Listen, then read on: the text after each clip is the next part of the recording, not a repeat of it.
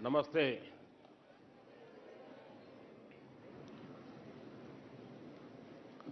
शायद इतनी ठंड में पहली बार परीक्षा पे चर्चा हो रही है। आमतौर पर फरवरी में करते हैं,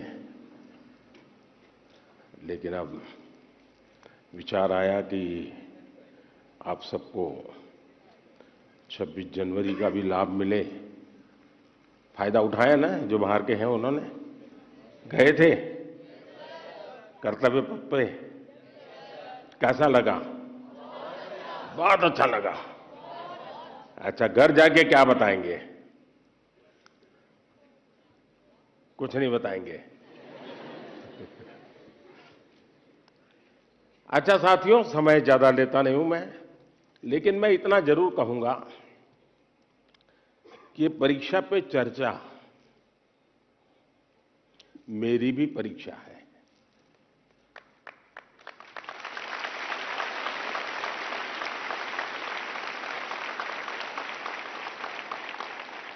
और देश के कोटि कोटि विद्यार्थी मेरी परीक्षा ले रहे हैं और मुझे ये परीक्षा देने में खुशी होती है, आनंद आता है, क्योंकि मुझे जो सवाल मिलते हैं लाखों की तादाद में, बहुत प्रोएक्टिवली बच्चे सवाल पूछते हैं, अपनी समस्या बताते हैं, व्यक्तिगत पीड़ा भी बताते हैं।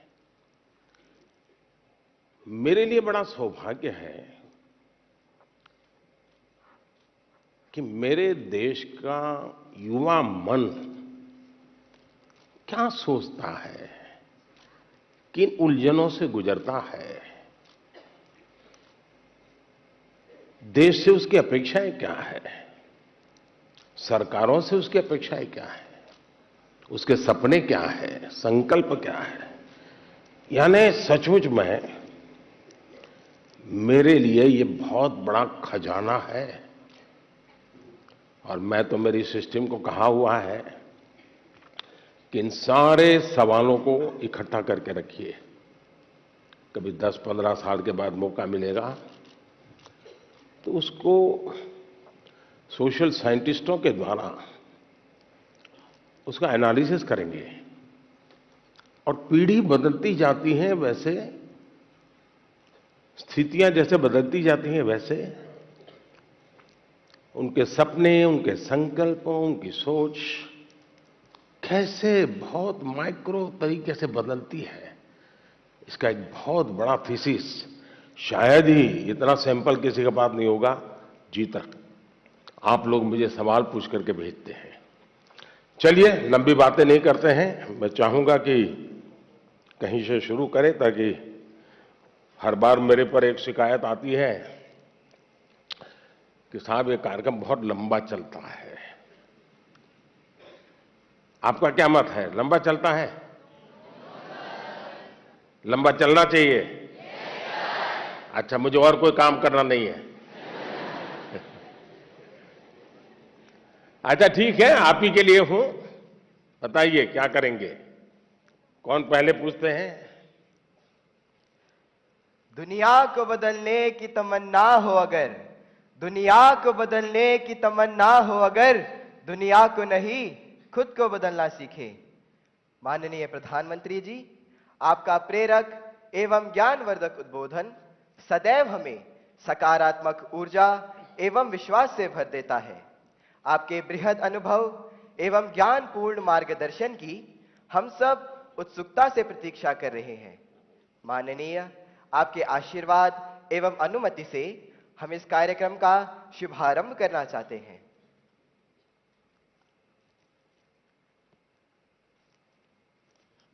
धन्यवाद मान्यवर।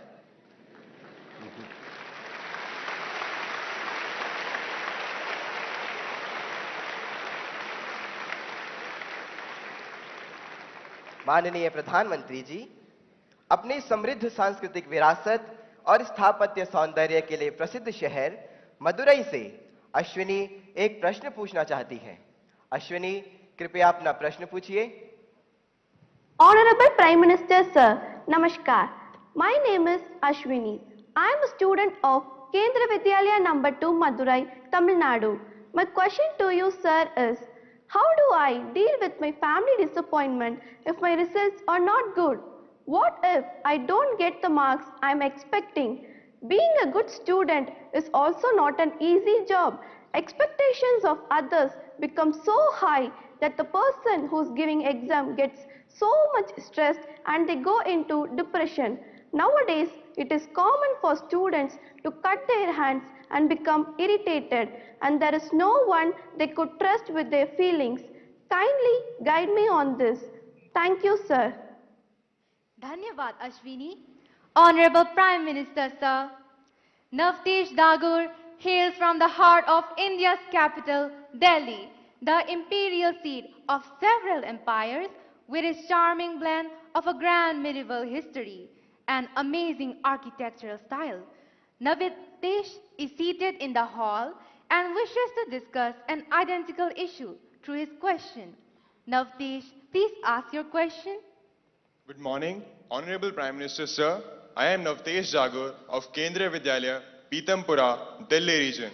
Sir, my question to you is, how do I deal with my family's situation when my results are not good? Kindly guide me, sir. Thank you very much. Thank you Navdesh.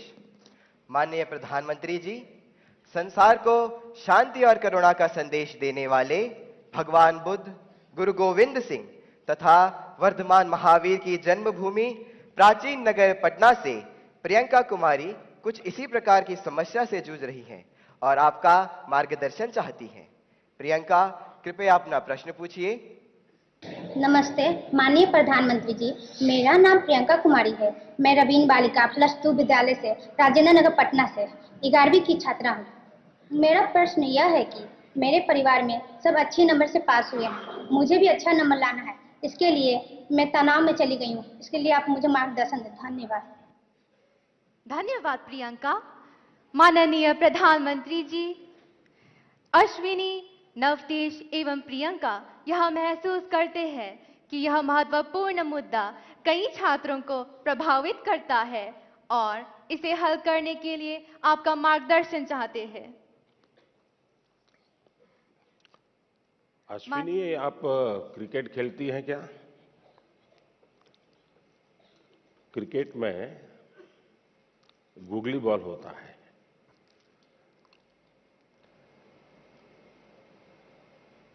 निशाना एक होता है, दिशा दूसरी होती है। मुझे लगता है कि आप पहले ही बॉल में मुझे आउट करना चाहती हो।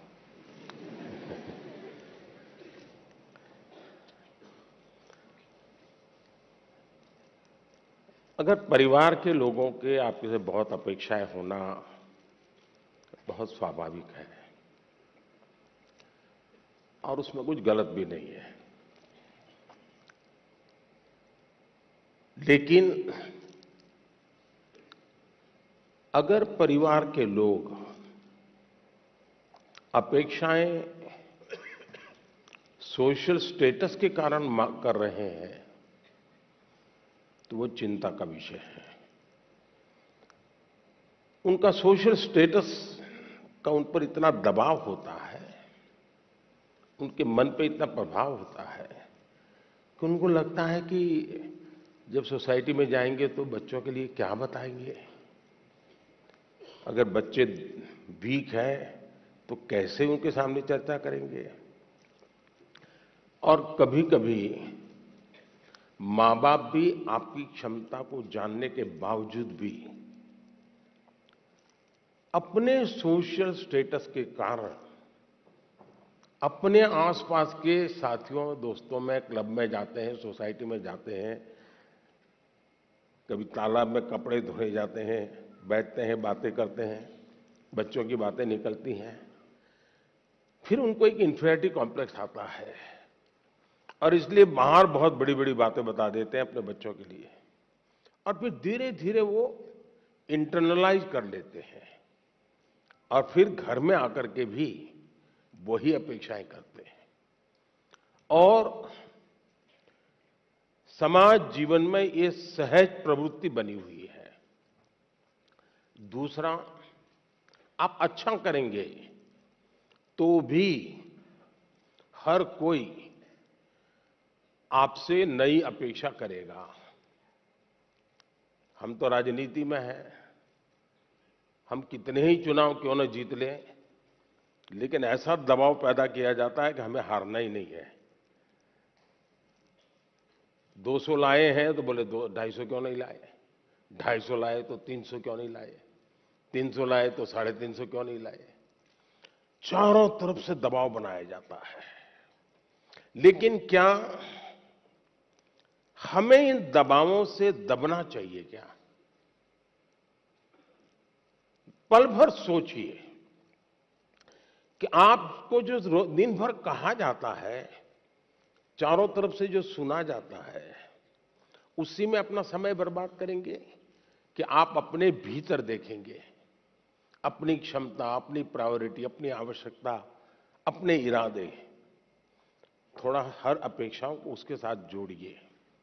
आप कभी क्रिकेट मैच देखने गए होंगे तो आपने देखा होगा कि कुछ बैट्समैन खेलने के लिए आते हैं और पूरा स्टेडियम, हजारों लोग होते हैं स्टेडियम में, वे चिल्लाना शुरू करते हैं, चौका चौका चौका, छक्का छक्का, सिक्सर। क्या वो ऑडियंस की डिमांड के ऊपर चौके और छक्के लगाता है क्या? ऐसा करता है क्या कोई प्लेयर?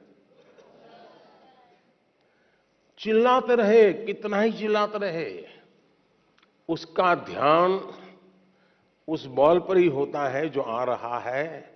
उस बॉलर के माइंड को स्टडी करने की कोशिश करता है और जैसा बॉल है वैसे ही खेलता है, न कि ऑडियंस चिल्लाता है। फोकस रहता है।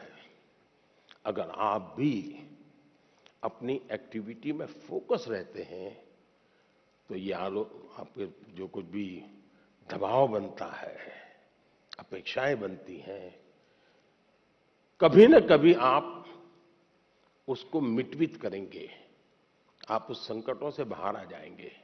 और इसलिए मेरा आपसे आग्रह होगा कि आप दबावों के दबाव में न रहें। हां, कभी कभी दबाव को एनालिसिस कीजिए। कहीं ऐसा तो नहीं है कि आप स्वयं के विषय में अंडर एस्टिमेट कर रहे हैं। आपकी क्षमता बहुत है, लेकिन आप खुद ही इतने डिफरेंस मेंटालिटी के हैं कि नया करने के लिए सोचते नहीं। तो कभी कभी वो अपेक्षाएं बहुत बड़ी ताकत बन जाती है, बड़ी ऊर्जा बन जाती है। और इसलिए अपेक्षाएं, मां बाप को क्या करना वो मैं पहले ही कहा, सामाजिक दबाव में मां बाप ने बच्चों पर दबाव ट्रांसफर नहीं करना चाहिए, लेकिन बच्चों ने अपनी क्षमता से कम भी अपने आप को नहीं आंकना चाहिए। और दोनों चीजों की बल देंगे तो मुझे पक्का विश्वास है कि आप ऐसी समस्याओं को बहुत आराम से सुलझा लेंगे।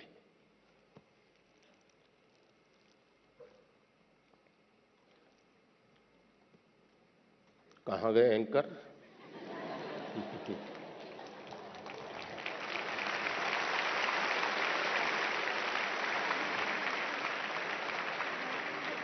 माननीय प्रधानमंत्री जी, आपका कोटि कोटि धन्यवाद। आपके प्रेरक वचनों से अभिभावकों का अपने बच्चों के लिए समझने का मार्ग मिला है। मान्यवर के दबाव में न रहें, हम गांठ बांधकर परीक्षा में उत्साह बनाए रखेंगे। आपका धन्यवाद। माननीय प्रधानमंत्री जी, चंबा प्रकृति के अनछुए सौंदर्य को समेटे भारत के पेरिस के रूप में प्रसिद्ध पर्वतीय नगर है। चंबा हिमाचल प्रदेश से आरुषि ठाकुर आभासी माध्यम से हमसे जुड़ रही हैं। आरुषि, कृपया अपना प्रश्न पूछे। माननीय प्रधानमंत्री जी नमस्कार। मेरा नाम आरुषि ठाकुर है और मैं केंद्रीय विद्यालय बनीखेत ढलौजी, जिला चंबा की कक्षा 11वीं की छात्रा हूँ। माननीय, मेरा आपसे यह प्रश्न है कि परीक्षा के दौरान जो बात मुझे सबसे ज्यादा परेशान करती है वह यह है कि मैं पढ़ाई कहाँ से शुरू करूँ। मुझे हमेशा लगता है कि मैं सब कुछ भूल गई हूँ और मैं इसी के ही बारे में सोचती रहती हूँ, जो मुझे काफी तनाव देता है। कृपया कर मार्गदर्शन कीजिए। धन्यवाद सर। धन्यवाद आरुषि। माननीय प्रधानमंत्री जी, भारत में धान का कटोरा के नाम से प्रसिद्ध राज्य छत्तीसगढ़ की राजधानी है रायपुर। रायपुर की अदिति दीवान इसी समस्या पर अपनी मन की जिज्ञासा का समाधान चाहती है। अदिति, अपना प्रश्न पूछिए। माननीय प्रधानमंत्री जी, नमस्कार। मेरा नाम अदिति दीवान है और मैं कृष्णा पब्लिक स्कूल रायपुर छत्तीसगढ़ में कक्षा 12वीं की छात्रा हूँ। मेरा आपसे यह प्रश्न है कि मैं इस बात को लेकर चिंतित रहती हूँ कि मुझे बहुत कुछ करना है, लेकिन अंतिम तक मैं कुछ भी नहीं कर पाती हूँ, क्योंकि मेरे पास बहुत सारे कार्य होते हैं। यदि मैं अपना कोई कार्य समय पर पूरा कर भी लूँ तो और ज्यादा परेशान हो जाती हूँ, क्योंकि फिर अन्य कार्यों को करने में या तो बहुत ज्यादा देर लगा देती हूँ या तो उन्हें आगे तक के लिए टाल देती हूँ। मैं यह जानने के लिए उत्सुक हूँ कि मैं अपने सारे काम सही समय पर कैसे पूरे करूं। धन्यवाद। धन्यवाद अदिति। माननीय प्रधानमंत्री जी, आरुषि और अदिति अपनी परीक्षा की तैयारी एवं समय के सदुपयोग पर आपका मार्गदर्शन चाहते हैं। कृपया उनकी समस्या का समाधान करें। माननीय प्रधानमंत्री जी। देखिए, सिर्फ परीक्षा के लिए ही नहीं, वैसे भी जीवन में टाइम मैनेजमेंट के प्रति हमें जागरूक रहना चाहिए। परीक्षा और नो परीक्षा। आपने देखा होगा काम का ढेर क्यों हो जाता है। काम का ढेर इसलिए हो जाता है समय पर उसको किया नहीं इसलिए। और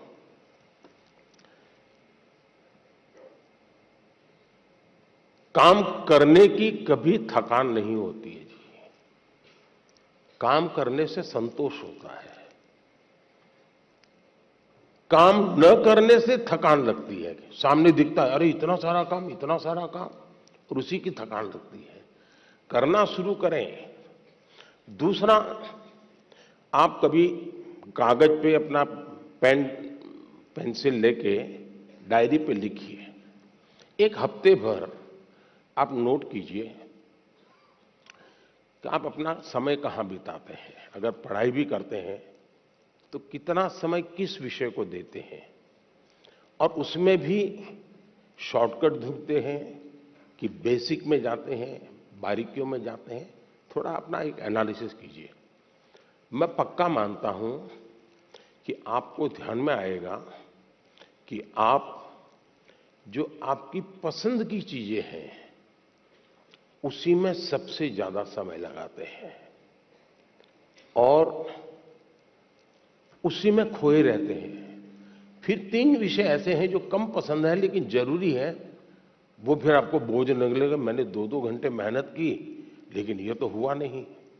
और इसलिए आप सिर्फ पढ़ना 2 घंटे ऐसा नहीं, लेकिन पढ़ने में भी जब फ्रेश माइंड है तब जो सबसे कम पसंद विषय है, आपको सबसे ज्यादा कठिन लगता है, तय कीजिए पहली 30 मिनट इसको, फिर एक पसंदगी वाला विषय है 20 मिनट उसको, फिर थोड़ा कम पसंद वाला 30 मिनट उसको।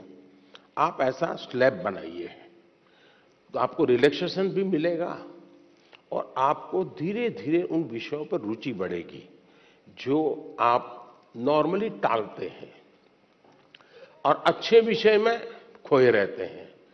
और समय भी तो बहुत जाता है। आपने देखा होगा, आप में से जो लोग पतंग चगाते होंगे, मुझे तो बचपन में बहुत शौक था। पतंग की जो माजा होता है, धागा होता है, वो कभी एक दूसरे में उलझ जाकर के एकदम से बड़ा गुच्छा बन जाता है। अब बुद्धिमान इंसान क्या करेगा? यूं यूं खींचेगा क्या? ताकत लगाएगा क्या? ऐसा नहीं करेगा। वो धीरे से एक एक तार को पकड़ने की कोशिश करेगा कि खुलने का रास्ता कहां है, और फिर धीरे धीरे धीरे खोलेगा तो इतना बड़ा गुच्छा भी आराम से खुल जाएगा और सारा माजा, सारा धागा एक जैसी जरूरत है वैसा उसके हाथ लग जाएगा। हमें भी उस पर जोर जबरदस्ती नहीं करनी है, आराम से सॉल्यूशन निकालना है। और अगर आराम से सॉल्यूशन निकालेंगे तो मुझे पक्का विश्वास है कि आप उसको बड़े ढंग से करेंगे। दूसरा, आपने कभी घर में अपनी मां के काम को ऑब्जर्व किया है क्या?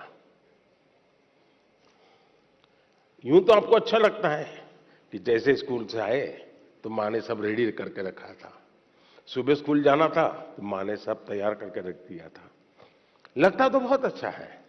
लेकिन क्या कभी ऑब्जर्व किया है कि मां का टाइम मैनेजमेंट कितना बढ़िया है? उसको पता है सुबह ये है तो मुझे 6 बजे ये करना पड़ेगा, 6:30 बजे ये करना पड़ेगा, उसको 9 बजे जाना है तो ये करना पड़ेगा, वो 10 बजे घर आएगा तो ये करना पड़ेगा। यानी इतना परफेक्ट टाइम मैनेजमेंट मां का होता है। और जबकि काम सबसे ज्यादा मां करती रहती है, लेकिन किसी काम में उसको बोझ अनुभव नहीं होता है। थक गई, बहुत काम है, बहुत ज्यादा, ऐसा नहीं करती। क्यों? उसे मालूम है कि मुझे इतने घंटे में ये तो करना है। और जब एक्स्ट्रा टाइम मिलता है तब भी वो चुप नहीं बैठती, कुछ न कुछ अपना क्रिएटिव एक्टिविटी करती रहती है।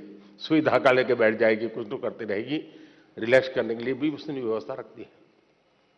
अगर मां की गतिविधि को ढंग से ऑब्जर्व करोगे तो भी आपको एज ए स्टूडेंट अपना टाइम मैनेजमेंट का महत्व क्या होता है, और टाइम मैनेजमेंट ने 2 घंटे, 4 घंटे, 3 घंटे ये नहीं, माइक्रो मैनेजमेंट चाहिए। किस विषय को कितना टाइम देना है, किस काम को कितना टाइम देना है, और इतना बंधन भी नहीं डालने हैं कि बस 6 दिन तक ये करूंगा ही नहीं क्योंकि मुझे पढ़ना है। फिर तो आप थक जाओगे।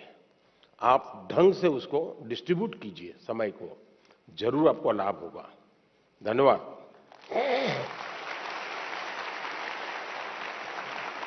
Thank you, Honorable Prime Minister, sir, for guiding us to be methodical and systematic in order to be an effective student. Honorable Prime Minister, sir, Rupesh Kashyap, hailing from Bastar district of Chhattisgarh, is known for his distinctive tribal art, the enchanting Chitrakoot waterfalls, and the finest quality of bamboo. Rupesh is present here with us and needs your advice on a topic that is of vital significance. Rupesh, please ask your question. Good morning, Honorable Prime Minister, sir. My name is Rupesh Kashyap. I am a student of class 9th from Swami Atmanand Government English. Camera उस बच्ची पे लगाइए। हाँ। From Swami Atmanand Government English Medium School, Darwa, District Bastar, Chhattisgarh. Sir, my question is, how can I avoid unfair means in exams? Thank you, sir. Thank you, Rupesh. Honorable Prime Minister, sir, from the heritage city of Jagannath Puri, the spiritual capital of Odisha, famed for its magnificent cone-shaped layout, Rath Yatra, and serene beaches, Tanmay Biswal seeks your guidance on a similar issue. Tanmay, please ask your question.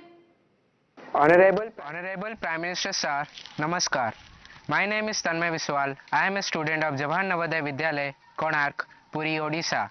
My question to you, sir, is how to eliminate cheating or copying activities of the students during examination. Kindly guide me on this. Thank you, sir. माननीय प्रधानमंत्री जी, रुपेश और तन्मय परीक्षा में अनुचित साधनों के प्रयोग से कैसे बचा जाए, इस विषय पर आपका मार्गदर्शन चाहते हैं। श्रद्धेय प्रधानमंत्री जी। मुझे खुशी हुई कि हमारे विद्यार्थियों को भी ये लग रहा है कि परीक्षा में जो गलत प्रैक्टिसेस होती हैं, माल प्रैक्टिसेस होती हैं, उसका कोई रास्ता खोजना चाहिए। खास करके जो मेहनती विद्यार्थी होते हैं उनको जरूर इसका बहुत ही चिंता रहती है कि मैं इतनी मेहनत करता हूं और ये चोरी कर करके, कॉपी कर करके, नकल करके अपना गाड़ी चला लेता है।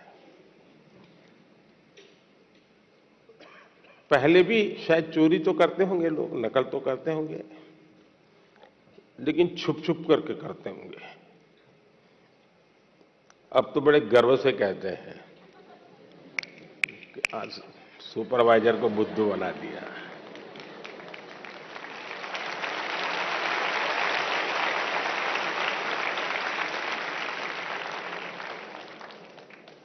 ये जो मूल्यों में बदलाव आया है वो बहुत खतरनाक है और इसलिए समाज एज सच ये हम सबको सोचना होगा। दूसरा अनुभव आया है कि कुछ स्कूल या कुछ ऐसे टीचर्स जो ट्यूशन क्लासेस चलाते हैं उनको भी लगता है कि मेरा स्टूडेंट अच्छे तरह से निकल जाए, क्योंकि मैंने उसके माँ बाप से पैसे लिए हैं, कोचिंग करता था, तो वे भी उसको गाइड करते हैं, मदद करते हैं नकल करने के लिए। करते हैं ना?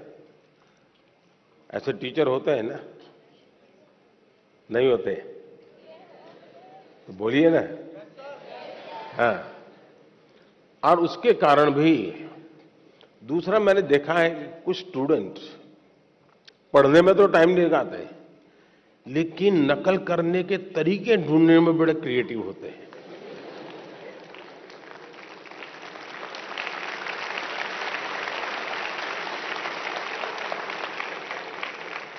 उसमें घंटे लगा देंगे। वो कापली बनाएंगे तो उसमें छोटे छोटे छोटे अक्षरों की बनाएंगे। कभी कभी तो मुझे लगता है कि इसके बजाय वो नकल के तरीके, नकल की टेक्निक, उसमें जितना दिमाग खपाता है, और बड़े क्रिएटिव होते हैं ये चोरी करने वाले,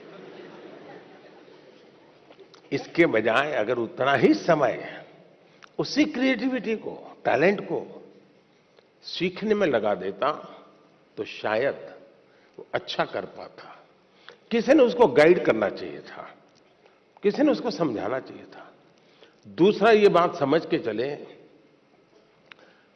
अब जिंदगी बहुत बदल चुकी है, जगत बहुत बदल चुका है, और इसलिए ये बहुत आवश्यक है कि एक एग्जाम से निकले मतलब जिंदगी निकल गई, ये संभव नहीं है जी। आज आपको डगर डगर हर जगह पे कोई न कोई एग्जाम देनी पड़ती है। कितनी जगह पे नकल करोगे जी? और इसलिए जो नकल करने वाला है वो शायद एक आध दो एग्जाम को तो निकल जाएगा, लेकिन जिंदगी कभी पार नहीं कर पाएगा।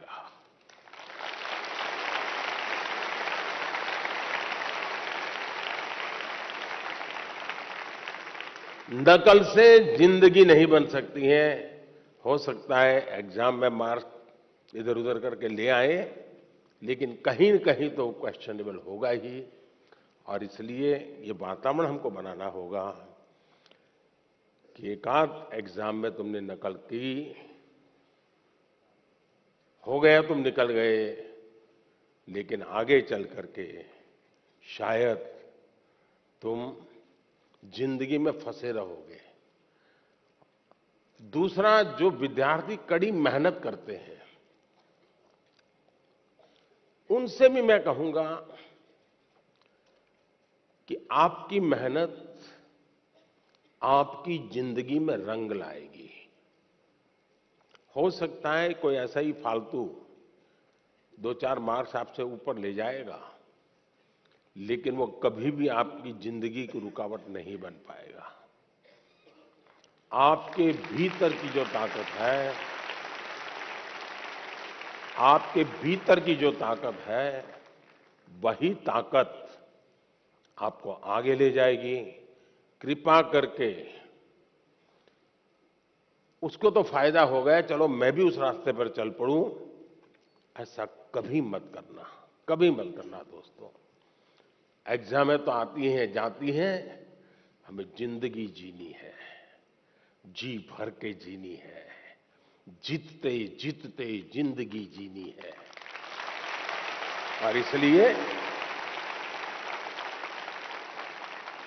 हमें शॉर्टकट की तरफ नहीं जाना चाहिए। और आप तो जानते हैं, रेलवे स्टेशन पर आपने देखा होगा, हर रेलवे स्टेशन पे पटरी जहां होती है ना, वहां ब्रिज होता है। तुम लोग ब्रिज पे जाना पसंद नहीं करते, पटरी कूद करके जाते हैं। कोई कारण नहीं, ऐसे ही बस मजा आता है। तो वहां लिखा है shortcut will cut you short. इसलिए कोई अगर शॉर्टकट से कुछ कर लेता होगा, आप उसके टेंशन को पालिए मत, आप अपने आप को उससे मुक्त रखिए, आप अपने पर फोकस कीजिए, आपको अच्छा परिणाम मिलेगा। धन्यवाद। धन्यवाद माननीय प्रधानमंत्री जी, आपके वचन सीधे हमारे हृदय में उतर गए हैं। आपका धन्यवाद। Honourable prime minister sir, from Palakkad, the land of paddy fields, where the gentle breeze carries the aroma of harvested crops and the sound of traditional Kerala music, Sujal K seeks your guidance. Sujal, please ask your question. नमस्कार आदरणीय प्रधानमंत्री महोदय, मेरा नाम तेजस सुजय है। मैं 9वीं कक्षा में केंद्रीय विद्यालय कंजीकोट एर्नाकुलम संभाग का छात्र हूँ। मेरा प्रश्न यह है, हार्ड वर्क और स्मार्ट वर्क में से कौन सा वर्क जरूरी है? क्या अच्छी परिणामों के लिए दोनों जरूरी हैं? कृपया अपना मार्गदर्शन दीजिए। धन्यवाद श्रीमान। Thank you, Sujal. Honorable Prime Minister sir. क्या सवाल था उनका? क्या पूछ रहे थे? सर, हार्ड वर्क के बारे में। हार्ड वर्क और स्मार्ट वर्क। हार्ड वर्क और smart work. Thank you sir.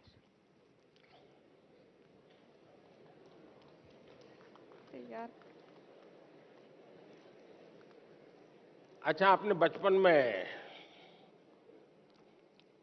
एक कथा पढ़ी होगी, सबने जरूर पढ़ी होगी, और इससे आप अंदाज लगा सकते हैं कि स्मार्ट वर्क क्या होता है और हार्ड वर्क क्या होता है।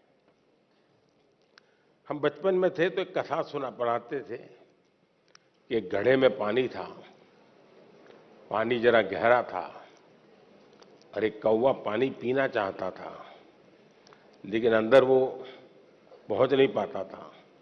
तो उस कौवे ने छोटे छोटे कंकर उठा करके उस घड़े में डाले और धीरे धीरे पानी ऊपर आया और फिर उसने आराम से पानी पिया।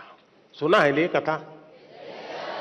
अब इसको आप क्या कहेंगे, हार्ड वर्क कहेंगे कि स्मार्ट वर्क कहेंगे?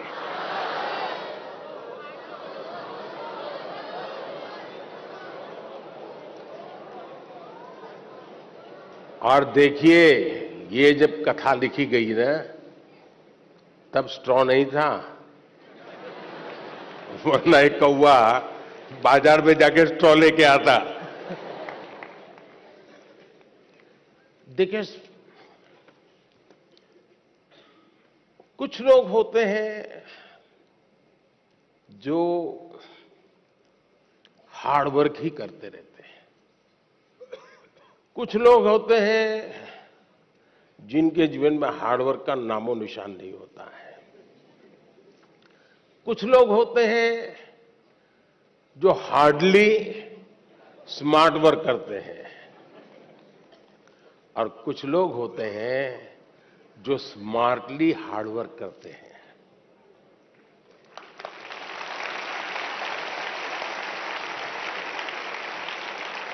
और इसलिए कौवा भी हमें सिखा रहा है कि स्मार्टली हार्ड वर्क कैसे करना।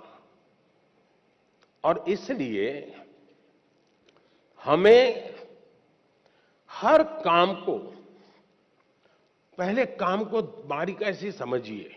कुछ लोग हो गए, आपने देखा होगा कि चीजों को समझने के बजाय सीधा ही अपनी बुद्धि अपनाना शुरू कर देते हैं, फिर ढेर सारी मेहनत करे, परिणाम मिलता ही नहीं है। मुझे याद है, मैं बहुत पहले ट्राइबल बेल्ट में काम करता था, तो मुझे काफी इंटीरियर में जाना था। तो किसी ने हमें, उस जमाने की जो पुरानी जीप होती थी, उसने व्यवस्था की कि आप उसको लेके जाइए। अब सुबह हम कोई 5:30 बजे निकलने वाले थे, लेकिन हमारी जीप चली नहीं रही थी। हम अब ढेर सारी कोशिशें की, धक्के मारे, ये किया, दुनिया भर का हार्ड वर्क किया, लेकिन हमारी जीप नहीं चली। 7 साढ़े 7 बज गए तो एक मैकेनिक को बुलाया। अब मैकेनिक ने मुश्किल से 2 मिनट लगाया होगा और 2 मिनट में उसने ठीक कर दिया। और फिर वो कहे साहब 200 रुपये देने पड़ेंगे। मैंने कहा यार 2 मिनट का 200 रुपया? बोले साहब ये 2 मिनट का 200 रुपया नहीं है, ये 50 साल के अनुभव का 200 रुपया है।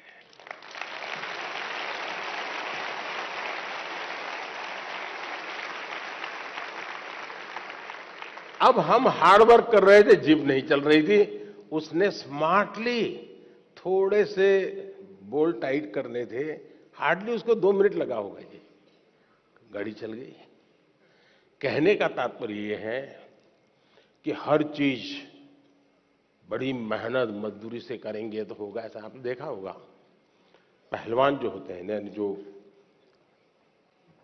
खेल कूद की दुनिया के लोग होते हैं, उसको कौन सा खेल से वो जुड़ा हुआ है, उस खेल में उसको किस मसल्स की जरूरत होती है। जो ट्रेनर होता है उसको मालूम है। अब जैसे विकेट कीपर होगा तो विकेट कीपर को ऐसे ही झुक करके घंटों तक खड़े रहना होता है। अब हमें क्लास में कुछ गलत किया और टीचर कान पकड़ के नीचे बिठा देते हैं, ऐसे हाथ पैर में अंदर डाल के, तो कितना दर्द होता है कि नहीं होता है? एक तो साइकोलॉजिकल भी होता है, फिजिकल भी होता है कि पैर ऐसे करके कान पकड़ के बैठना होता है। तकलीफ होती है ना। लेकिन ये जो विकेट कीपर होता है ना, उसकी ट्रेनिंग का हिस्सा होता है, उसको घंटों तक ऐसे खड़ा रखते हैं ताकि धीरे धीरे उसके वो मसल मजबूत हो जाए ताकि वो विकेट कीपर के नाते अच्छा काम करे। बॉलर होता है तो उसको उस विधा की जरूरत नहीं है, उसको दूसरी विधा की जरूरत है, तो उसको वो करवाते हैं। और इसलिए हमें भी जिस चीज पे जरूरत है वहीं फोकस करना चाहिए जो हमारे लिए उपयोगी है।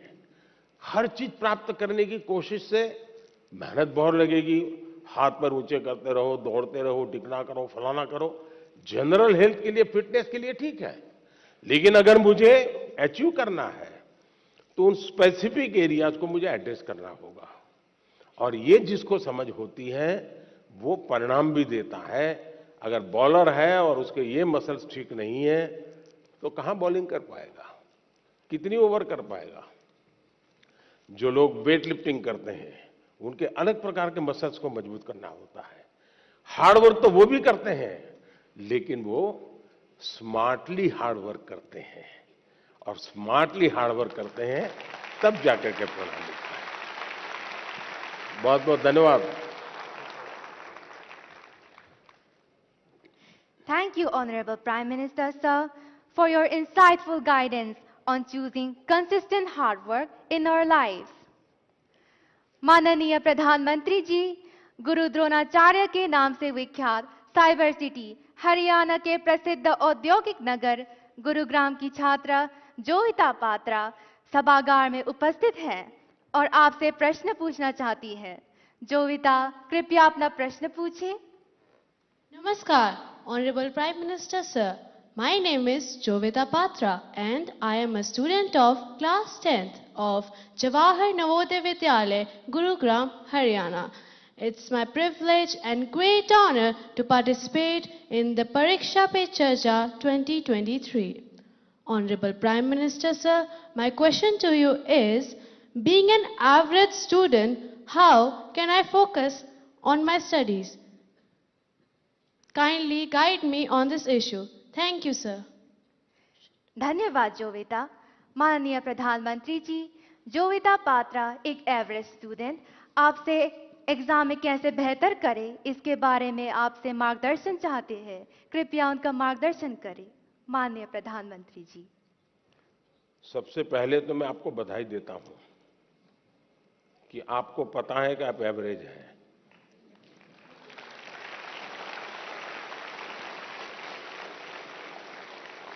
वरना ज्यादातर लोग ऐसे होते हैं जो बिलो एवरेज होते हैं और अपने आप को बड़ा तीसमारका मानते हैं, सब बंदर के व्यापारी मानते हैं। तो मैं सबसे पहले आपको और आपके माता पिताजी को भी बधाई देता हूं। एक बार आपने इस सत्य को स्वीकार कर लिया कि हाँ भी मेरी एक क्षमता है, मेरी स्थिति है, मुझे अब इसके अनुकूल चीजों को ढूंढना होगा। मुझे बहुत बड़े तीसमारखा बनने की जरूरत नहीं है। हम अपने सामर्थ्य को जिस दिन जानते हैं ना, तो हम सबसे बड़े सामर्थ्यवान बन जाते हैं। जो लोग खुद के सामर्थ्य को नहीं जानते हैं, उनको सामर्थ्यवान बनने में बहुत सारी रुकावटें आती हैं। इसलिए इस स्थिति को जानना, ये अपने आप में ईश्वर ने आपको शक्ति दी है, आपके टीचर्स ने शक्ति दी है, आपके परिवार ने शक्ति दी है। और मैं तो चाहूंगा हर मां बाप से, आप बच्चों का सही मूल्यांकन कीजिए, उनको उनके अंदर हीन भावना पैदा होने मत दीजिए, लेकिन सही मूल्यांकन कीजिए। कभी कभी आप लोग उसको कोई बहुत बड़ी महंगी चीज लानी है तो आप आराम से उसको कहें, नहीं भैया अपने घर की इतनी ताकत नहीं है, ये चीज हम नहीं ला पाएंगे, ऐसा करो 2 साल इंतजार करो, उसमें कुछ बुरा नहीं है। अगर आप घर की स्थिति के संबंध में बच्चे से एनालिसिस करते हैं तो उसमें कुछ बुरा नहीं है। और इसलिए हम एक सामान्य स्तर के व्यक्ति हैं, और ज्यादातर लोग सामान्य स्तर के ही होते हैं जी। एक्स्ट्रा ऑर्डिनरी बहुत कम लोग होते हैं जी।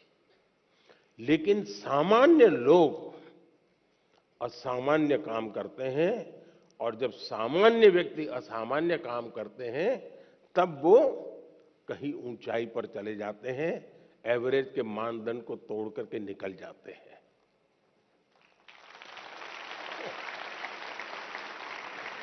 और इसलिए हमें कभी भी ये सोचना है, दुनिया में आप देखिए ज्यादातर जो लोग सफल हुए हैं वो क्या है जी, वो किसी जमाने में एवरेज लोग थे जी, असामान्य काम करके आए हैं, बहुत बड़ा परिणाम लेके आए हैं। अब आपने देखा होगा इन दिनों दुनिया में पूरे विश्व की आर्थिक स्थितियों की चर्चा हो रही है। कौन देश कितना आगे गया, किसकी आर्थिक स्थिति कैसी है, और कोरोना के बाद तो ये बड़ा मानदंड बन गया है। और ऐसा तो नहीं है कि दुनिया के पास अर्थवेत्ताओं की कमी है, बड़े बड़े नोबेल प्राइज विनर हैं जो गाइड कर सकते हैं कि ऐसा करने से आर्थिक स्थिति ऐसी बनेगी, ऐसा करने से ऐसी आर्थिक स्थिति, कोई कमी नहीं है। ज्ञान का प्रवाह बांटने वाले तो हर गली मोहल्ले में आजकल अवेलेबल है, और कुछ विद्वान भी अवेलेबल है जिन्होंने बहुत कुछ किया है। लेकिन हमने देखा है कि भारत आज दुनिया में आर्थिक जो तुलनात्मक हो रहा है, भारत को एक आशा की किरण के रूप में देखा जा रहा है।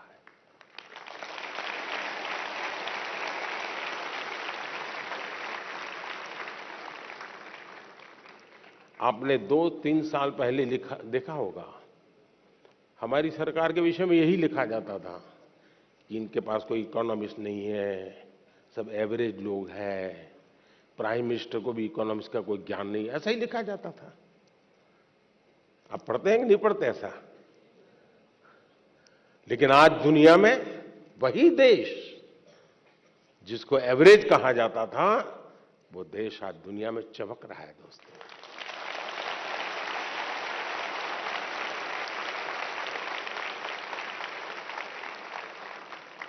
और इसलिए हम इस प्रेशर में न रहे दोस्तों कि आप एक्स्ट्रा ऑर्डिनरी नहीं है, और दूसरी बात आप एवरेज भी होंगे आपके भीतर कुछ न कुछ तो एक्स्ट्राऑर्डिनरी होगा ही होगा। और जो एक्स्ट्राऑर्डिनरी है उनके भीतर भी कुछ न कुछ एवरेज होगा। हर एक के पास ईश्वर ने एक अभूतपूर्व क्षमता दी होती है, बस आपको उसको पहचानना है, उसको खाद पानी डालना है, आप बहुत तेजी से आके निकल जाएंगे, ये मेरा विश्वास है। धन्यवाद। Thank you, Honorable Prime Minister, sir, for your wonderful encouragement to make many students and Indians feel valued and cherished. Honorable Prime Minister, sir, Mannat Bajwa hails from the capital city of Chandigarh, famed for its remarkable blend of urban planning with modern architecture and the scenic rock garden of the legendary Nek Chand. She seeks your guidance on a fundamental issue that affects many students like her. Mannat, please ask your question. माननीय प्रधानमंत्री जी, नमस्कार। मेरा नाम मन्नत बाजवा है। मैं Saint Joseph senior secondary school की छात्रा हूँ।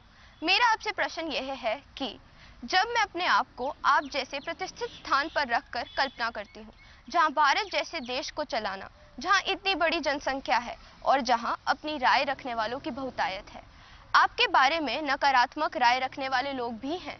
क्या वह आपको प्रभावित करते हैं? यदि हाँ करते हैं, तो आप आत्मसंदेह की भावना से कैसे उभरते हैं? मैं इसमें आपसे मार्गदर्शन चाहती हूँ। धन्यवाद श्रीमान। Thank you, Mannat.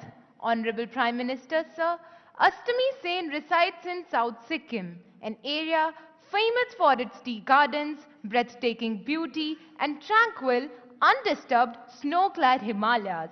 She also requests your directions on identical matter that needs to be addressed. Astami, please ask your question. माननीय प्रधानमंत्री जी, नमस्कार। मेरा नाम अष्टमी सेन है। मैं कक्षा 11वीं की छात्रा डीएवी पब्लिक स्कूल रंगित नगर दक्षिण सिक्किम से हूँ। मेरा प्रश्न आपसे ये है कि जब विपक्ष और मीडिया आपकी आलोचना करते हैं तो आप कैसे इनका सामना करते हैं, जबकि मैं अपने अभिभावकों की शिकायतों एवं निराशाजनक बातों का सामना नहीं कर पाती हूँ। कृपया मेरा मार्गदर्शन कीजिए। धन्यवाद श्री। थैंक यू अष्टमी। माननीय प्रधानमंत्री जी, राष्ट्रपिता महात्मा गांधी, सरदार पटेल और स्वामी दयानंद सरस्वती जैसे महापुरुषों की जन्मभूमि गुजरात की कुमकुम प्रताप भाई सोलंकी आभासी माध्यम से जुड़ रही हैं और इसी तरह की दुविधा में हैं। कुमकुम आपसे मार्गदर्शन चाहती है। कुमकुम, कृपया अपना प्रश्न पूछिए। माननीय प्रधानमंत्री महोदय, मेरा नाम सोलंकी कुमकुम है। मैं कक्षा 12वीं श्री हडाला बाल हाई स्कूल, जिला अहमदाबाद, गुजरात की छात्रा हूँ। मेरा प्रश्न यह है कि आप इतने बड़े प्रजातांत्रिक देश के प्रधानमंत्री हैं, जिन्हें कितनी सारी चुनौतियों का सामना करना पड़ता है। आप इन चुनौतियों से कैसे लड़ते हैं? कृपया करके मुझे मार्गदर्शन दीजिए। धन्यवाद। Thank you Kumkum. Honourable prime minister sir, Aakash Jarira lives in the Silicon Valley of India, Bengaluru, known for being a perfect gateway to a plethora of activities, both traditional and modern. Through his question, he seeks your advice on a somewhat similar matter that has been concerning him for a while. Akash, please ask your question. नमस्ते मोदी जी, मैं आकाश दरीरा 12वीं कक्षा Whitefield global school Bangalore से। मेरा आपसे यह प्रश्न है कि मेरी नानी जी कविता ए माखीजा मुझे हमेशा सलाह देती है आपसे सीखने के लिए कि आप कैसे विपक्ष के लगाए हुए हर आरोप, हर आलोचना को टॉनिक और अवसर के रूप में देखते हैं। आप ऐसे कैसे करते हैं मोदी जी? कृपया हम युवाओं को भी प्रेरणा दें ताकि हम जीवन के हर परीक्षा में सफल हो। धन्यवाद। थैंक यू आकाश। माननीय प्रधानमंत्री जी, आपका जीवन करोड़ों युवाओं का प्रेरक रहा है। मन्नत, अष्टमी, कुमकुम और आकाश जीवन में आने वाली चुनौतियों में कैसे सकारात्मक रहकर सफलता प्राप्त करें, इस विषय पर आपका अनुभव जानना चाहते हैं। कृपया मार्गदर्शन करें। माननीय प्रधानमंत्री जी। आप लोग एग्जाम देते हैं और घर आकर के जब परिवार के साथ या दोस्तों के साथ बैठते हैं कभी टीचर से निकट नाता है तो उनसे बैठते हैं, और कोई सवाल का जवाब ठीक नहीं आया तो आपका पहला रिएक्शन होता है ये आउट ऑफ सिलेबस था। यही होता है ना, तो ये भी आउट ऑफ सिलेबस है। लेकिन मैं अंदाज कर सकता हूं कि आप क्या कहना चाहते हैं। अगर आपने मुझे न जोड़ा होता तो शायद आप अपनी बात को और ढंग से कहना चाहते होंगे, लेकिन शायद आपको मालूम है कि आपके परिवार वाले भी सुन रहे हैं, तो ऐसा खुल करके बोलने में खतरा है। इसलिए बड़ी चतुराई से आपने मुझे अंदर लपेट लिया है। देखिए, जहां तक मेरा सवाल है, मेरा एक कन्विक्शन है और मेरे लिए ये आर्टिकल ऑफ फेथ है। मैं सिद्धांततः मानता हूं कि समृद्ध लोकतंत्र के लिए आलोचना एक शुद्धि यज्ञ है।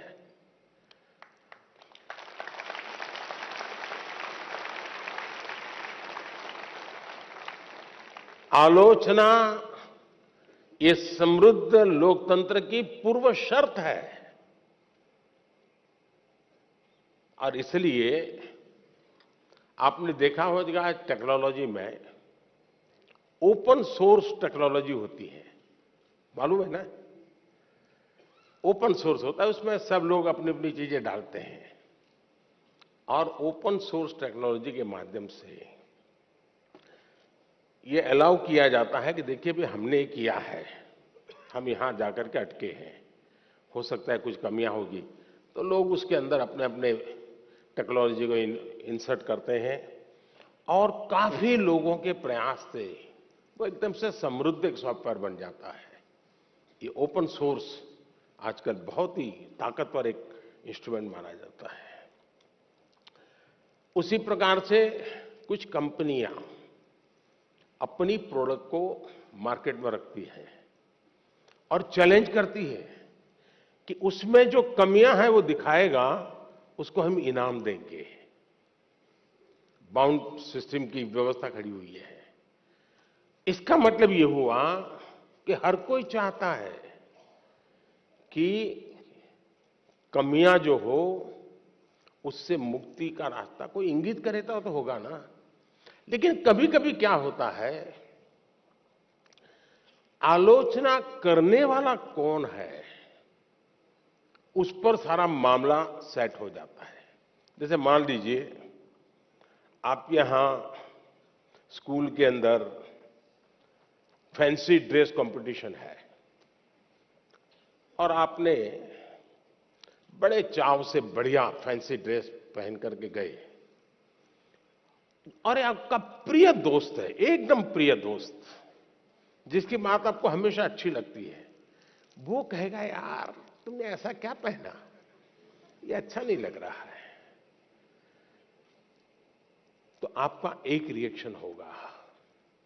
और एक स्टूडेंट है जो आपको थोड़ा कम पसंद है, नेगेटिव वाइब्रेशंस हमेशा आते हैं उसको देखते ही, आपको उसके बातें बिल्कुल पसंद नहीं है, वो कहेगा देखो ये क्या पहन के आया है, कैसे पहनते हैं क्या।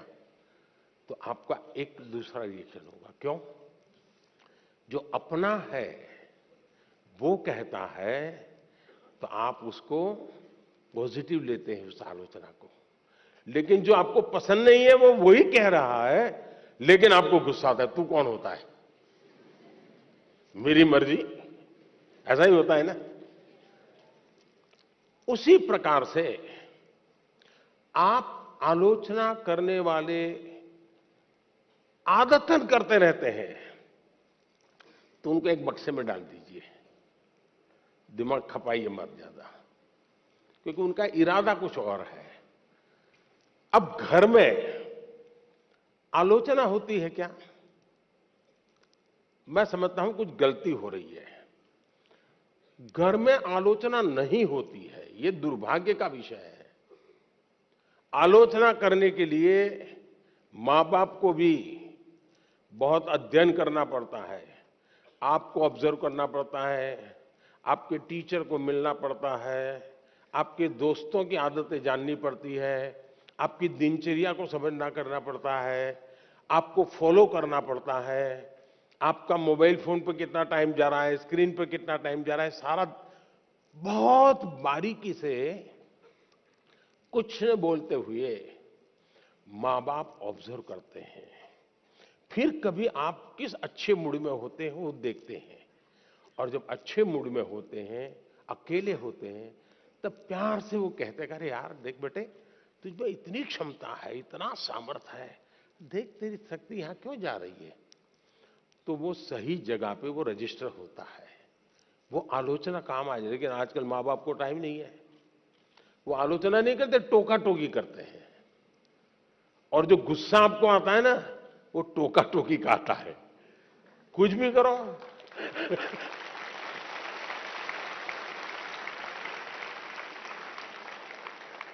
खाने पे बैठे हैं, कुछ भी कहेंगे, ये खाया तो भी कहेंगे, नहीं खाया तो भी कहेंगे। यही होता है ना। देखिए अब आपके माता पिताजी आपको पकड़ेंगे घर जाके क्या है। टोका टोकी जो है वो आलोचना नहीं है। अब मां बाप से मैं आग्रह करूंगा कि कृपा करके आप अपने बच्चों की भलाई के लिए ये टोका टोकी के चक्कर से बाहर निकलिए। उससे आप बच्चों की जिंदगी को मोल्ड नहीं कर सकते हैं। ऊपर से इतना मन से कुछ उस दिन अच्छे मूड में है, कुछ अच्छा करने के मूड में है, और आपने सुबह ही कुछ कह दिया, देख दूध ठंडा हो गया, तू दूध पीता नहीं है, शुरू कर दिया तो ऐसा ही है, फलाना देख कैसा करता है, तुरंत सुबह अपनी माँ कहती है ऐसे दूध पी लेता है, फिर उसका दिमाग फटकता है, वो दिन भर का उसका काम है, बर्बाद हो जाता है। और इसलिए अब आप देखिए, हम लोग पार्लियामेंट में, कभी आप लोग पार्लियामेंट का डिबेट देखते होंगे, पार्लियामेंट का जो टीवी है, कुछ लोग बहुत ही अच्छी तैयारी करके आते हैं पार्लियामेंट में अपनी स्पीच देने के लिए, लेकिन स्वभाव से जो सामने विपक्ष के लोग होते हैं ना, वो आपकी साइकोलॉजी जानते हैं, तो कुछ में ऐसे ही कोई टिप्पणी कर देते बैठे बैठे, और उसको मालूम है कि टिप्पणी ऐसी है कि वो रिएक्ट करेगा ही करेगा। तो हमारा एमपी होता है, उसको लगता है अब इंपॉर्टेंट इसकी टिप्पणी है, इसलिए जो तैयारी करके आया है वो छूट जाती है, और वो उसी की टिप्पणी को जवाब देता रहता है।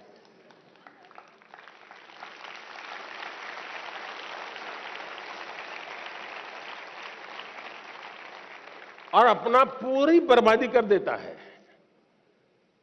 और अगर टिप्पणी है हंसी मजाक में, बॉल खेल लिया, छुट्टी कर दी, दूसरी सेकंड पे अपने विषय पे चला जाता है, तो उसको फोकस एक्टिविटी का परिणाम मिलता है।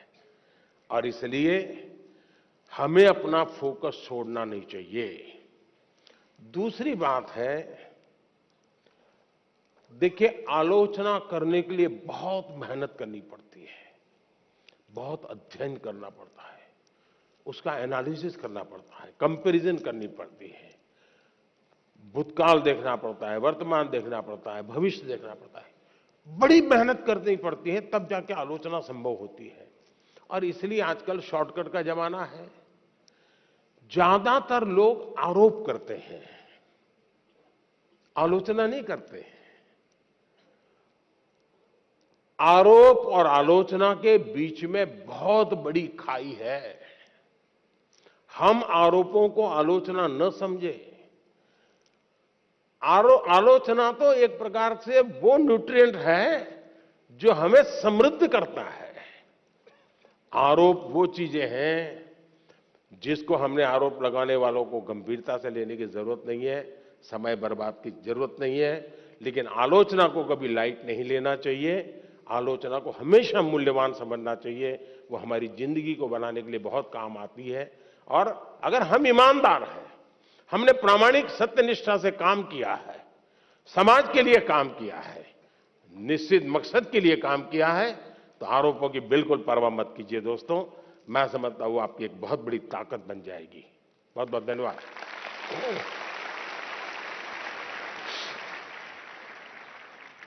माननीय प्रधानमंत्री जी, आपकी सकारात्मक ऊर्जा ने करोड़ों देशवासियों को नया मार्ग दिखाया।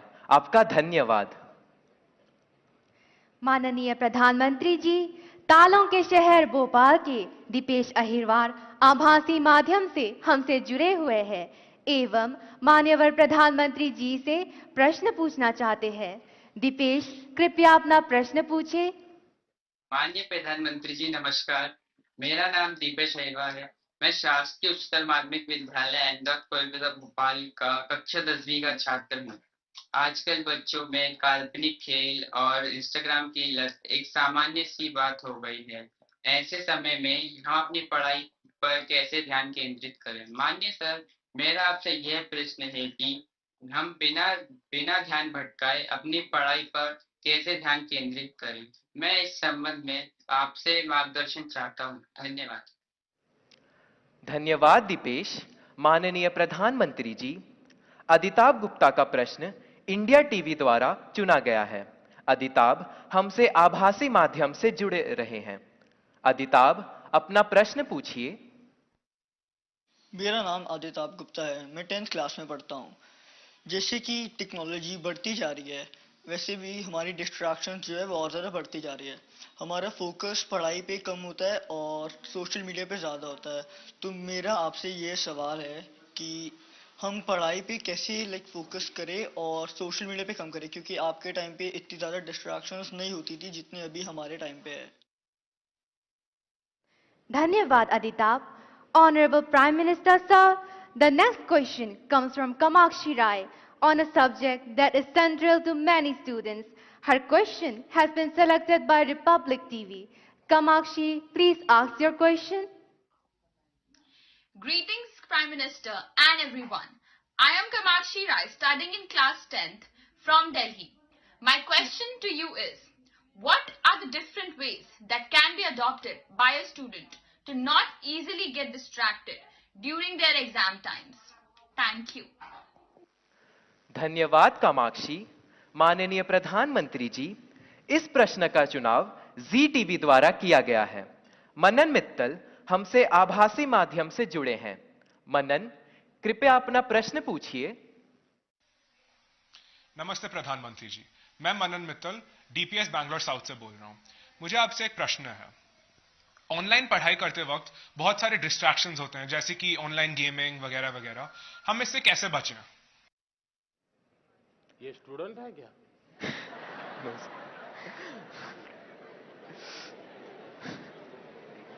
वो गैजेट में ही खोते रहते होगे। धन्यवाद मनन। माननीय प्रधानमंत्री जी, दीपेश, अदिताभ, कामाक्षी एवं मनन परीक्षा में आने वाले व्यवधान पर और इससे कैसे बाहर निकलें, इस विषय पर आपसे मार्गदर्शन चाहते हैं। कृपया मार्गदर्शन करें माननीय प्रधानमंत्री जी।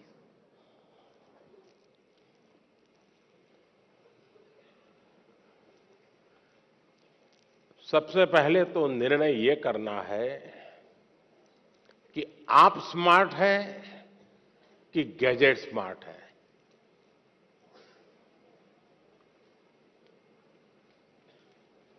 कभी कभी तो लगता है कि आप अपने से भी ज्यादा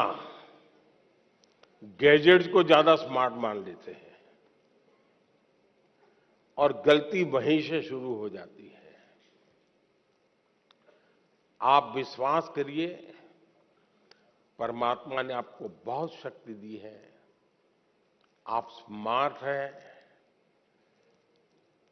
गैजेट आपसे स्मार्ट नहीं हो सकता है।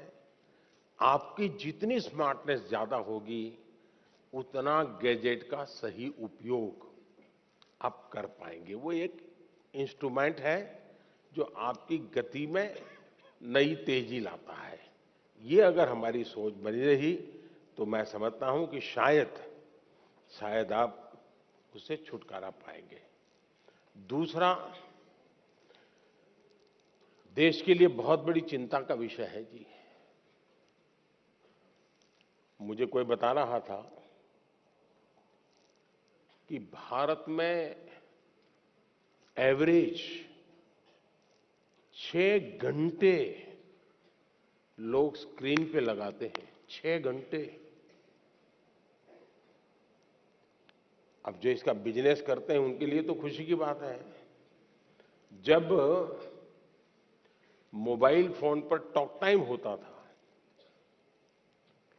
तो टॉक टाइम में कहते हैं कि उस समय एवरेज 20 मिनट जाती थी, लेकिन जब से स्क्रीन और उसमें से रील, क्या होता है, एक बार शुरू करने के बाद निकलते हैं क्या उसमें से बाहर? क्या होता है?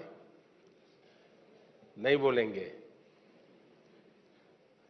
अच्छा, आप लोग कोई रील देखते नहीं है?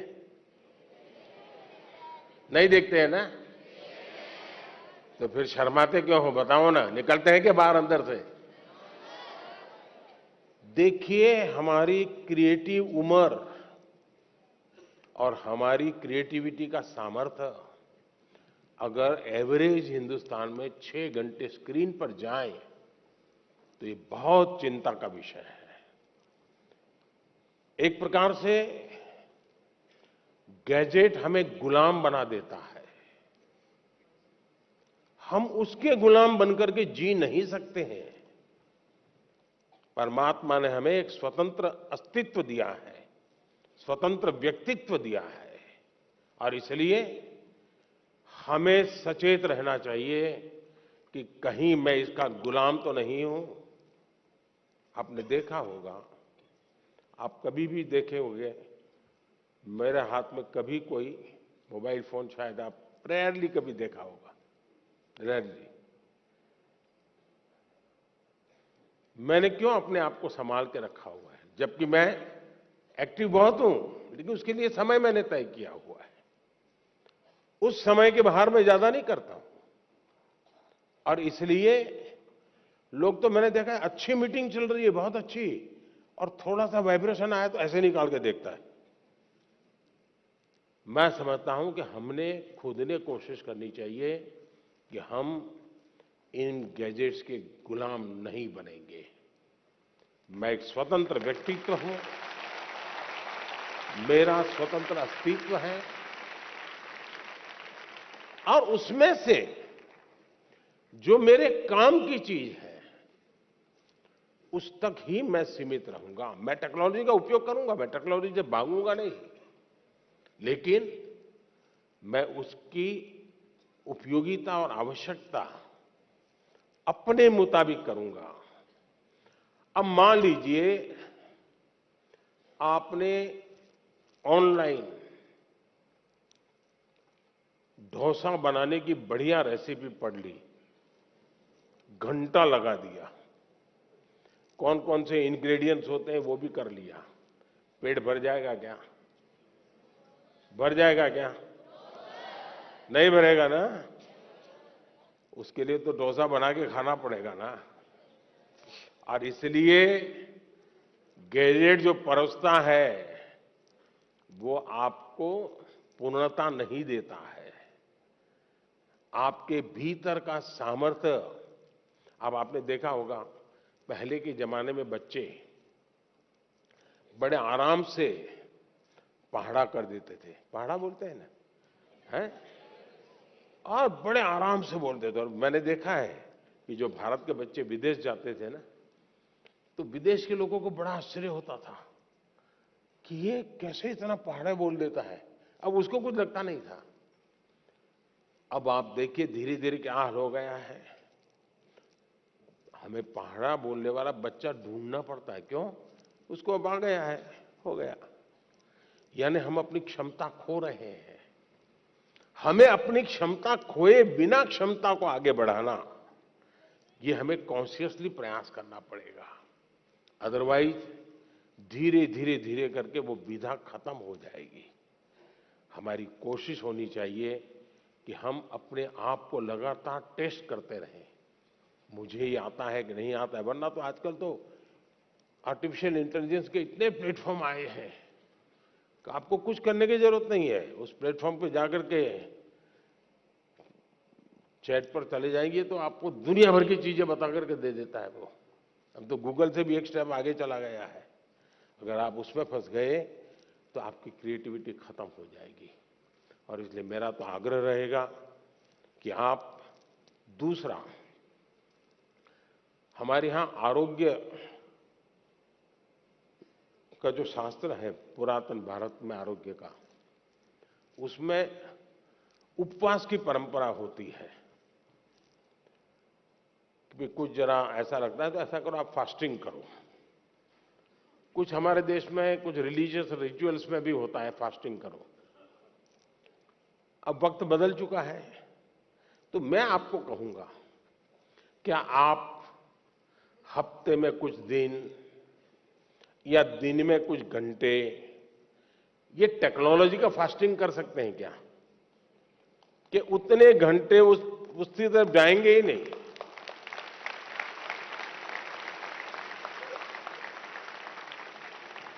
आपने देखा होगा कई परिवार होते हैं घर में बड़ा 10वीं 12वीं बड़ा टेंशन शुरू में ही हो जाता है। सारे कार्यक्रम तय करते हैं परिवार वाले, नहीं भाई अगली साल कुछ नहीं है, वो 10वीं में है, वो अगली साल कुछ नहीं है, वो 12वीं में है। ऐसा ही चलता है घर में। और फिर टीवी पे भी कपड़ा लगा देते हैं, हाँ नो टीवी, क्यों? एग्जाम है, 10वीं की एग्जाम है, 12वीं की एग्जाम है। अगर हम इतने जागरूक होकर के टीवी पर तो पर्दा लगा देते हैं, लेकिन क्या हम स्वभाव से तय कर सकते हैं कि सप्ताह में एक दिन मेरा डिजिटल फास्टिंग होगा, नो डिजिटल डिवाइस, मैं किसी को हाथ नहीं लगाऊंगा। उसमें से जो फायदा होता है उसको ऑब्जर्व कीजिए, धीरे धीरे धीरे आपको उसका समय बढ़ाने का मन करेगा। उसी प्रकार से हमने देखा है कि परिवार हमारे तो छोटे होते जा रहे हैं और परिवार भी इस डिजिटल दुनिया में फंस रहे हैं। एक ही घर में माँ, बेटा, बहन, भाई, पापा सब रह रहे हैं और एक ही कमरे में वो उसको व्हाट्सएप कर रहा है। मैं आपकी ही बात बता रहा हूं ना। माँ भी पापा को व्हाट्सएप करेगी। देखा होगा आपने, घर में सब बैठे हैं साथ में, लेकिन हर अपने मोबाइल में खोया हुआ है। वो उधर देख रहा है, ये इधर देख रहा है। यही हो गया है ना। मुझे बताइए परिवार कैसे चलेगा जी? पहले तो बस में, ट्रेन में जाते थे तो लोग गप्पे मारते थे। अब अगर कनेक्टिविटी मिल गई तो पहला काम यही, जैसे दुनिया भर का काम उन्हीं के पास है, उनके बिना दुनिया रुक जाने वाली है। ये जो बीमारियां हैं, इस बीमारियों को हमें पहचानना होगा। हम अगर इन बीमारियों को पहचानेंगे तो हम बीमारियों से मुक्त हो सकते हैं। और इसलिए मेरा आग्रह है, घर में भी क्या आप एक एरिया तय कर सकते हैं क्या? परिवार में जाके आज ही तय कीजिए, एक एरिया तय करिए। ये एरिया जो है नो टेक्नोलॉजी जोन, मतलब वहां टेक्नोलॉजी को एंट्री नहीं मिलेगी। वहां आना है घर के उस कोने में तो मोबाइल वहां रख के आओ और वहां आराम से बैठेंगे, बातें करेंगे। No technology zone. घर के अंदर भी एक कोना बना दीजिए, जैसे देवघर होता है ना, भगवान का मंदिर एक अलग होता है कोने में, वैसा ही बना दीजिए। भाई इस कोने में आना है, चलो जाओ मोबाइल बाहर के आओ, यहां ऐसे बैठो। आप देखिए धीरे धीरे आपको जीवन जीने का आनंद शुरू होगा। आनंद अगर शुरू होगा तो आप उसकी गुलामी में से बाहर आओगे। बहुत बहुत धन्यवाद।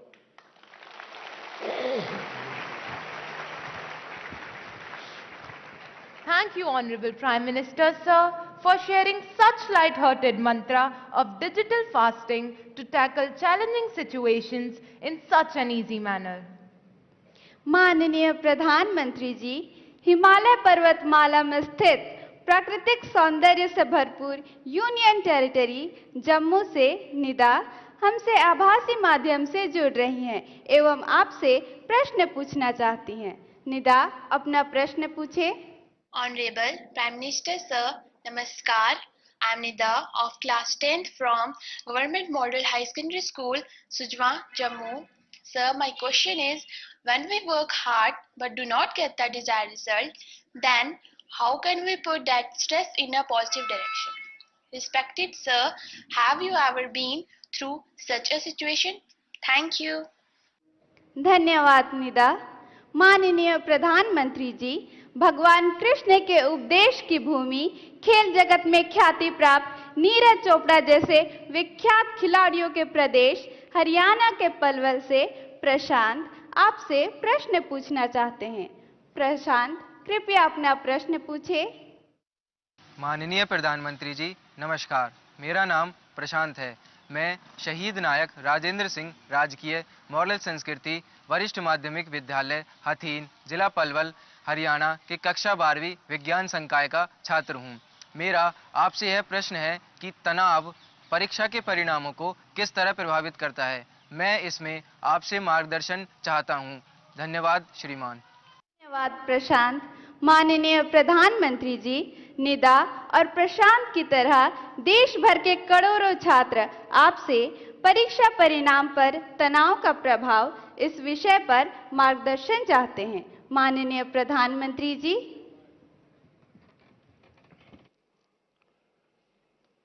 देखिए, परीक्षा के जो परिणाम आते हैं उसके बाद जो तनाव है उसका मूल कारण,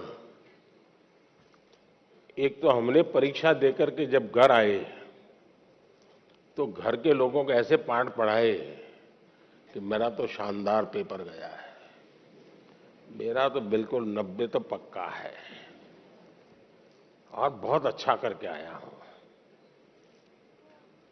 तो घर के लोगों का एक मन बन जाता है और हमको भी लगता है कि वो गाली खानी है तो महीने भर के बाद खाएंगे, अभी तो बता दो उनको। और उसका परिणाम ये आता है कि वैकेशन का जो टाइम होता है, परिवार ने मान लिया होता है कि तुम सच बोल रहे हो और तुम अच्छा रिजल्ट लाने ही वाले हो, ऐसा मान लेते हैं। वो अपने दोस्तों को बताना शुरू कर देते हैं, नहीं इस बार तो बहुत अच्छा किया उसने और बहुत मेहनत करता था, अरे कभी खेलने नहीं जाता था, कभी रिश्तेदार के यहाँ शादी में, वो अपना जोड़ते रहते हैं जैसा मेरा बड़ा। और एग्जाम का रिजल्ट आने तक तो उन्होंने ऐसा माहौल बना दिया होता है कि बस ये तो फर्स्ट सेकंड के पीछे रहेगा ही नहीं। और जब रिजल्ट आता है 40-45 मार्क, फिर तूफान खड़ा हो जाता है। और इसलिए पहली बात है कि हम सच्चाई से मुकाबला करने की आदत छोड़नी नहीं चाहिए। हम कितने दिन तक झूठ के सहारे जी सकते हैं? स्वीकार करना चाहिए, हाँ मैं आज गया लेकिन मैं एग्जाम ठीक से नहीं गई मेरी, मैंने कोशिश की थी, अच्छा नहीं हुआ। अगर पहले से ही आप कह देंगे और मान लीजिए 5 मार्क ज्यादा आ गए तो आपने देखा होगा घर में तनाव नहीं होगा, वो कहेंगे अरे तू तो कहता था बहुत खराब गया, तुम तो अच्छे मार्क लेके आए हो। स्टैंडर्ड वो जो मानदंड है ना वो सेट हो जाता है, उससे अच्छा दिखता है। इसलिए आपको दूसरा है तनाव का कारण, आपके दिमाग में आपके दोस्त भरे रहते हैं। वो ऐसा करता है तो मैं ऐसा करूंगा, वो ऐसा करता है तो मैं ऐसा करूंगा। क्लास में कोई बहुत ही होनहार बच्चा होता है, हम भी होनहार होते हैं, 19-20 का फर्क होता है। दिन रात हम उस कंपटीशन के भाव में जीते हैं। तनाव का ये भी एक कारण होता है। हम अपने लिए जिए, अपने में जिए, अपनों से सीखते हुए जिए। सीखना सबसे चाहिए, लेकिन अपने भीतर के सामर्थ्य पर बल देना चाहिए। अगर ये हम करते हैं तो तनाव से मुक्ति की संभावनाएं बढ़ जाती है। दूसरा, जीवन की तरफ हमारी सोच क्या है। जिस दिन हम मानते हैं कि ये एग्जाम गई मतलब जिंदगी गई, फिर तो तनाव शुरू होना ही होना है। जीवन किसी एक स्टेशन पर रुकता नहीं है जी। अगर एक स्टेशन छूट गया तो दूसरी ट्रेन आएगी, दूसरे बड़े स्टेशन पे ले जाएगी। अब चिंता मत कीजिए।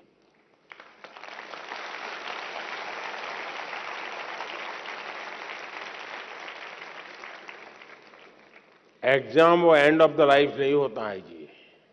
ठीक है, हमारी अपनी कसौटी होनी चाहिए, हम अपने आप को कसते रहें, अपने आप को सजते रहें, ये हमारी कोशिश होनी चाहिए। लेकिन हमें इस तनाव से मुक्ति का मन में संकल्प कर लेना चाहिए। जो भी आएगा, मैं जिंदगी को जीने का तरीका जानता हूं, मैं इससे भी निपट लूंगा। और ये अगर आप निकट कर लेते हैं तो फिर आराम से हो जाता है। और इसलिए मैं समझता हूं कि इस प्रकार के परिणाम के तनाव को कभी कभी उतना मन में लेने की आवश्यकता नहीं है जी। धन्यवाद।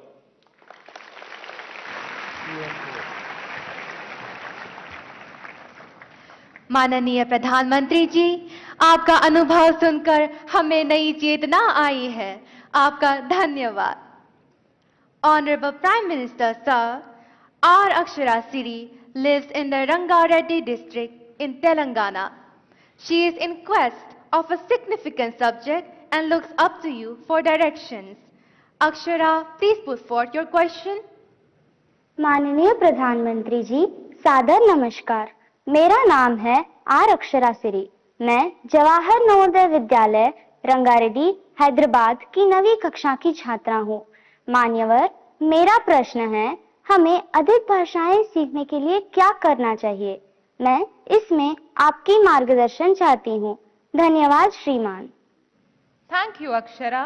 ऑनरेबल प्राइम मिनिस्टर सर, इसी से मिलता जुलता प्रश्न रितिका गोडके भारत की हृदय नगरी भोपाल से आई हैं। वे हमारे साथ सभागार में हैं। रितिका, कृपया अपना प्रश्न पूछें। आदरणीय प्रधानमंत्री जी, नमस्कार।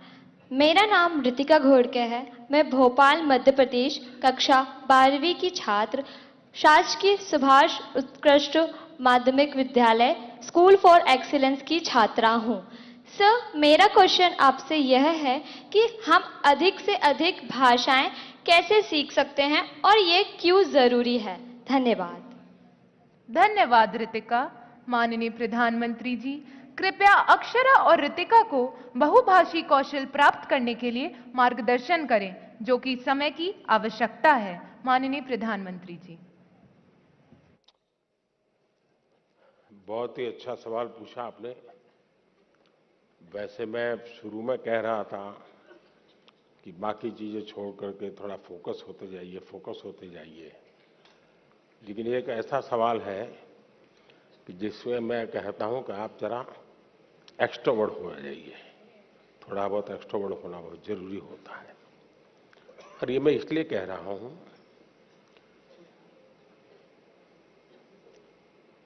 भारत विविधताओं से भरा हुआ देश है। हम गर्व के साथ कह सकते हैं कि हमारे पास सैकड़ों भाषाएं हैं, हजारों बोलियां हैं। ये हमारा रिचनेस है, हमारी समृद्धि है। हमें अपनी इस समृद्धि पर गर्व होना चाहिए। कभी कभी आपने देखा होगा, कोई विदेशी व्यक्ति हमें मिल जाए और उसको पता चलेगा आप इंडिया के हैं, तो आपने देखा होगा कि थोड़ा सा भी वो भारत से परिचित होगा तो आपको नमस्ते करेगा, नमस्ते बोलेगा। प्रोनाउंसिएशन में थोड़ा इधर उधर हो सकता है, लेकिन बोलेगा। जैसा ही वो बोलेगा, आपके कान सचेत हो जाते हैं। उसको पहले राउंड में अपनापन महसूस होने लगता है। अच्छा, एक विदेशी व्यक्ति नमस्ते बोलता है, मतलब कि कम्युनिकेशन की कितनी बड़ी ताकत है, इसका ये उदाहरण है। इतने बड़े देश में आप रहते हैं, आपने कभी सोचा है कि शौक के नाते, जैसे हम कभी सोचते हैं मैं तबला सीखूं, कभी मैं सोचता हूं मैं फ्लूट सीखूं, मैं सितार सीखूं, पियानो सीखूं, ऐसा मन में करता है कि नहीं करता है? वो भी एक हमारी अतिरिक्त विधा डेवलप होती है कि नहीं होती है? अगर ये होता है तो मन लगा करके अपने अड़ोस पड़ोस के राज्य की एक आध दो भाषा सीखने में क्या जाता है? कोशिश करनी चाहिए।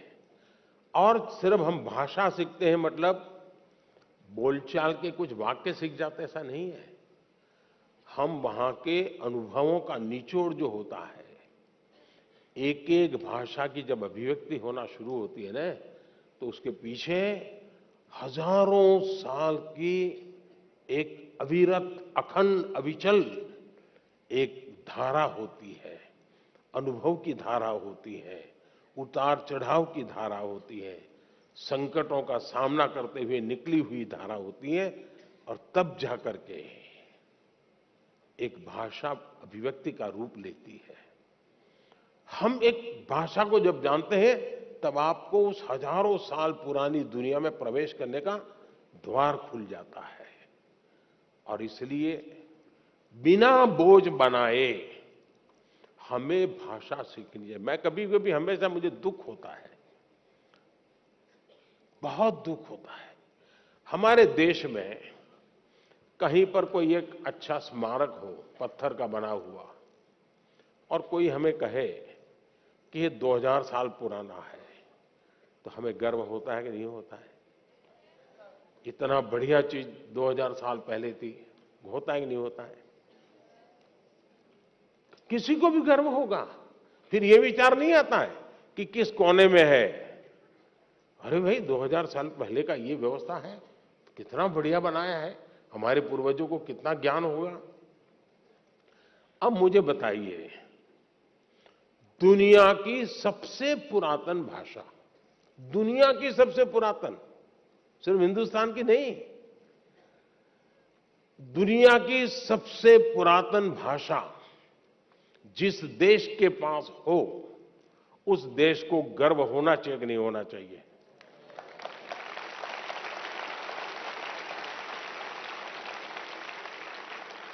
सीना तान करके दुनिया को कहना चाहिए कि नहीं कहना चाहिए कि विश्व की सबसे पुरातन भाषा हमारे पास है? कहना चाहिए कि नहीं कहना चाहिए? आपको मालूम है हमारी तमिल भाषा ये दुनिया की सबसे पुरानी भाषा है, पूरी दुनिया की।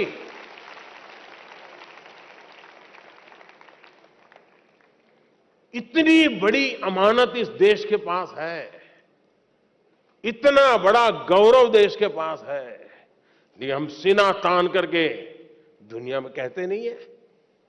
मैं पिछली बार जब यूनो में मेरा भाषण था तो मैंने जानबूझकर कुछ तमिल बातें बताई, क्योंकि मैं दुनिया को बताना चाहता था मुझे गर्व है कि तमिल भाषा दुनिया की श्रेष्ठ भाषा, दुनिया की सबसे पुरानी भाषा ये मेरे देश की है।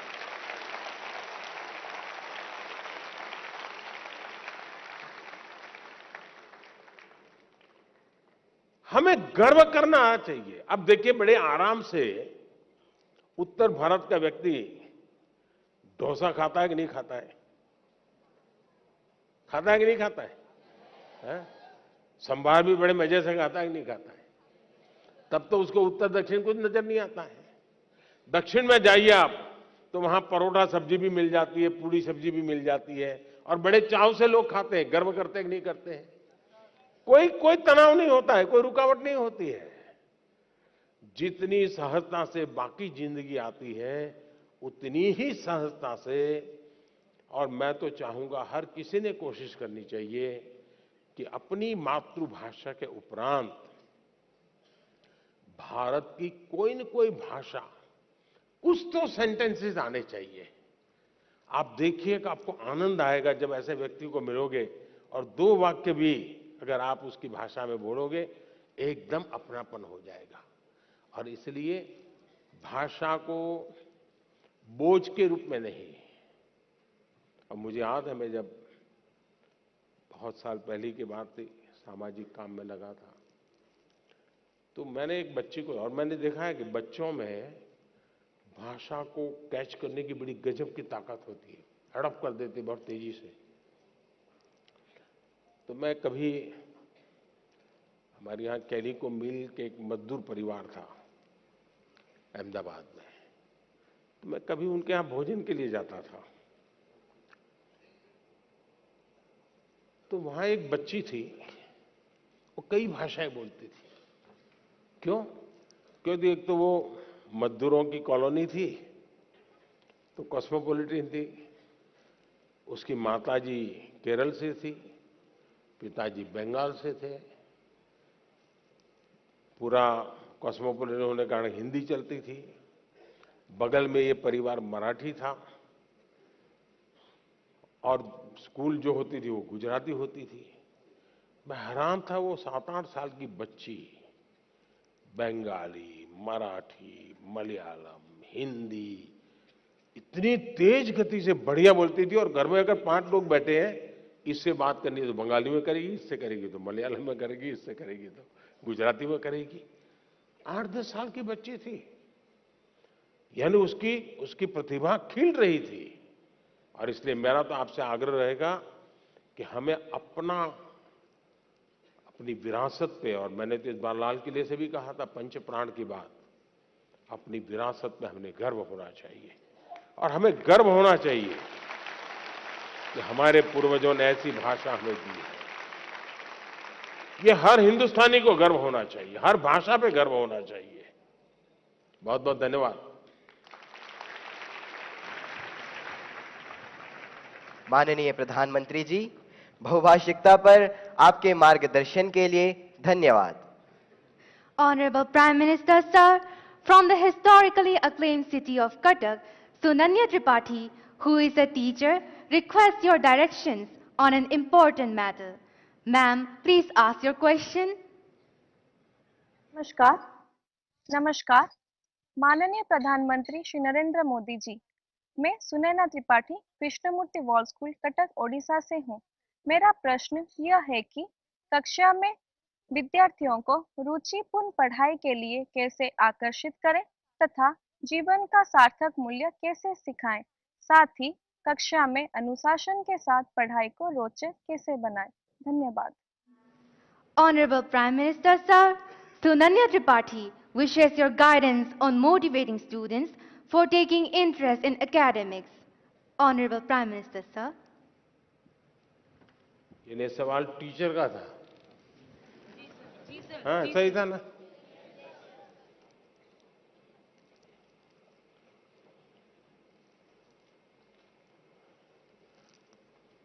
देखिए,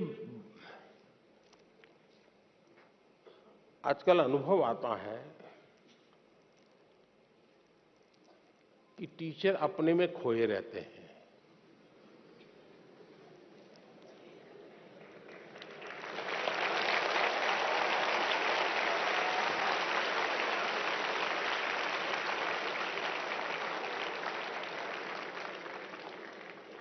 अभी तो मेरे आधा वाक्य बोला, आपने पकड़ लिया।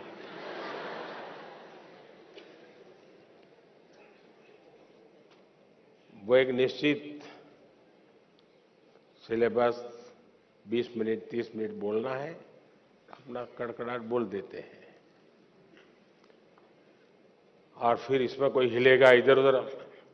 तो देखा होगा आपने, मैं तो मेरे अपने बचपन के अनुभव की बात बता, तो आजकल तो टीचर अच्छे होते हैं, मेरे जमाने में शायद ऐसा नहीं होगा।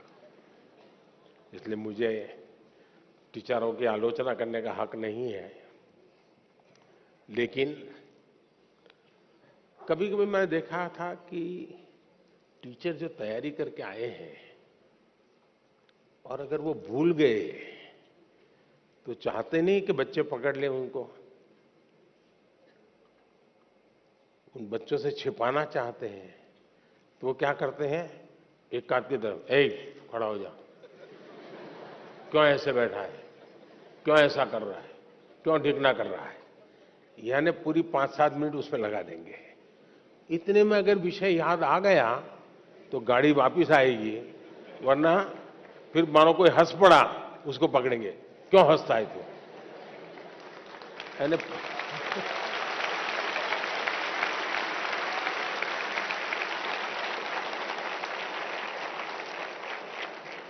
अच्छा, आज भी ऐसा ही होता है?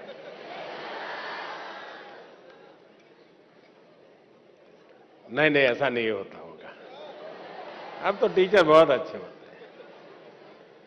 आपने देखा होगा टीचर भी अभी मोबाइल फोन पे अपना सिलेबस लेके आता है, मोबाइल देख करके पढ़ाता है, ऐसा करता है ना? है। और कभी उंगली इधर उधर दब गई तो वो हाथ से निकल जाता है, वो खोदता रहता है, क्योंकि उसने पूरी तरह टेक्नोलॉजी को सीखा नहीं है। जरूरी 2-4 चीजें सीख ली और इधर उधर उंगली अड़ गई तो फिर वो डिलीट हो जाता है या खिसक जाता है, हाथ नहीं लगता है, बड़ा परेशान हो जाता है। सर्दियों में भी पसीना छूट जाता है उसको लगता है कि ये बच्चे, और उसके कारण जिसकी अपनी कमियां होती है उसका एक स्वभाव रहता है दूसरों पर एक्स्ट्रा रौब जमाना, ताकि अपनी कमियां बाहर ना आए। मैं समझता हूं हमारे शिक्षक मित्रों ने विद्यार्थियों के साथ जितना अपनापन बनाएंगे,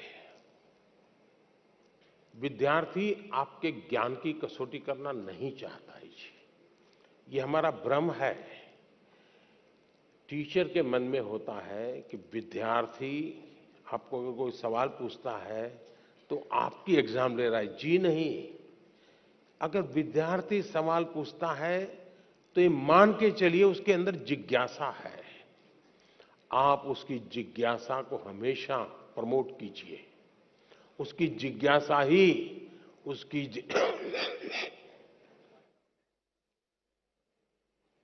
जिज्ञासा ही उसकी जिंदगी की बहुत बड़ी अमानत है। किसी भी जिज्ञासु को चुप मत कीजिए, उसको टोक मत दीजिए, उसको सुनिए, आराम से सुनिए। अगर जवाब नहीं आता है तो आप उसको कहिए, देख बेटे तूने बहुत अच्छी बात कही है और मैं तुम्हें जल्दबाजी में जवाब दूंगा तो अन्याय होगा। ऐसा करो, हम कल बैठते हैं, तुम मेरी चैम्बर में आ जाना, हम बातें करेंगे और मैं भी तुमको समझने की प्रयास करूंगा ये विचार तुम्हें कहां से आया, और मैं भी कोशिश करूंगा इन बिटवीन मैं घर जाकर के स्टडी करूंगा, जरा गूगल पे जाऊंगा, इधर उधर जाऊंगा, पूछ लूंगा और फिर मैं तैयार होकर के आऊंगा।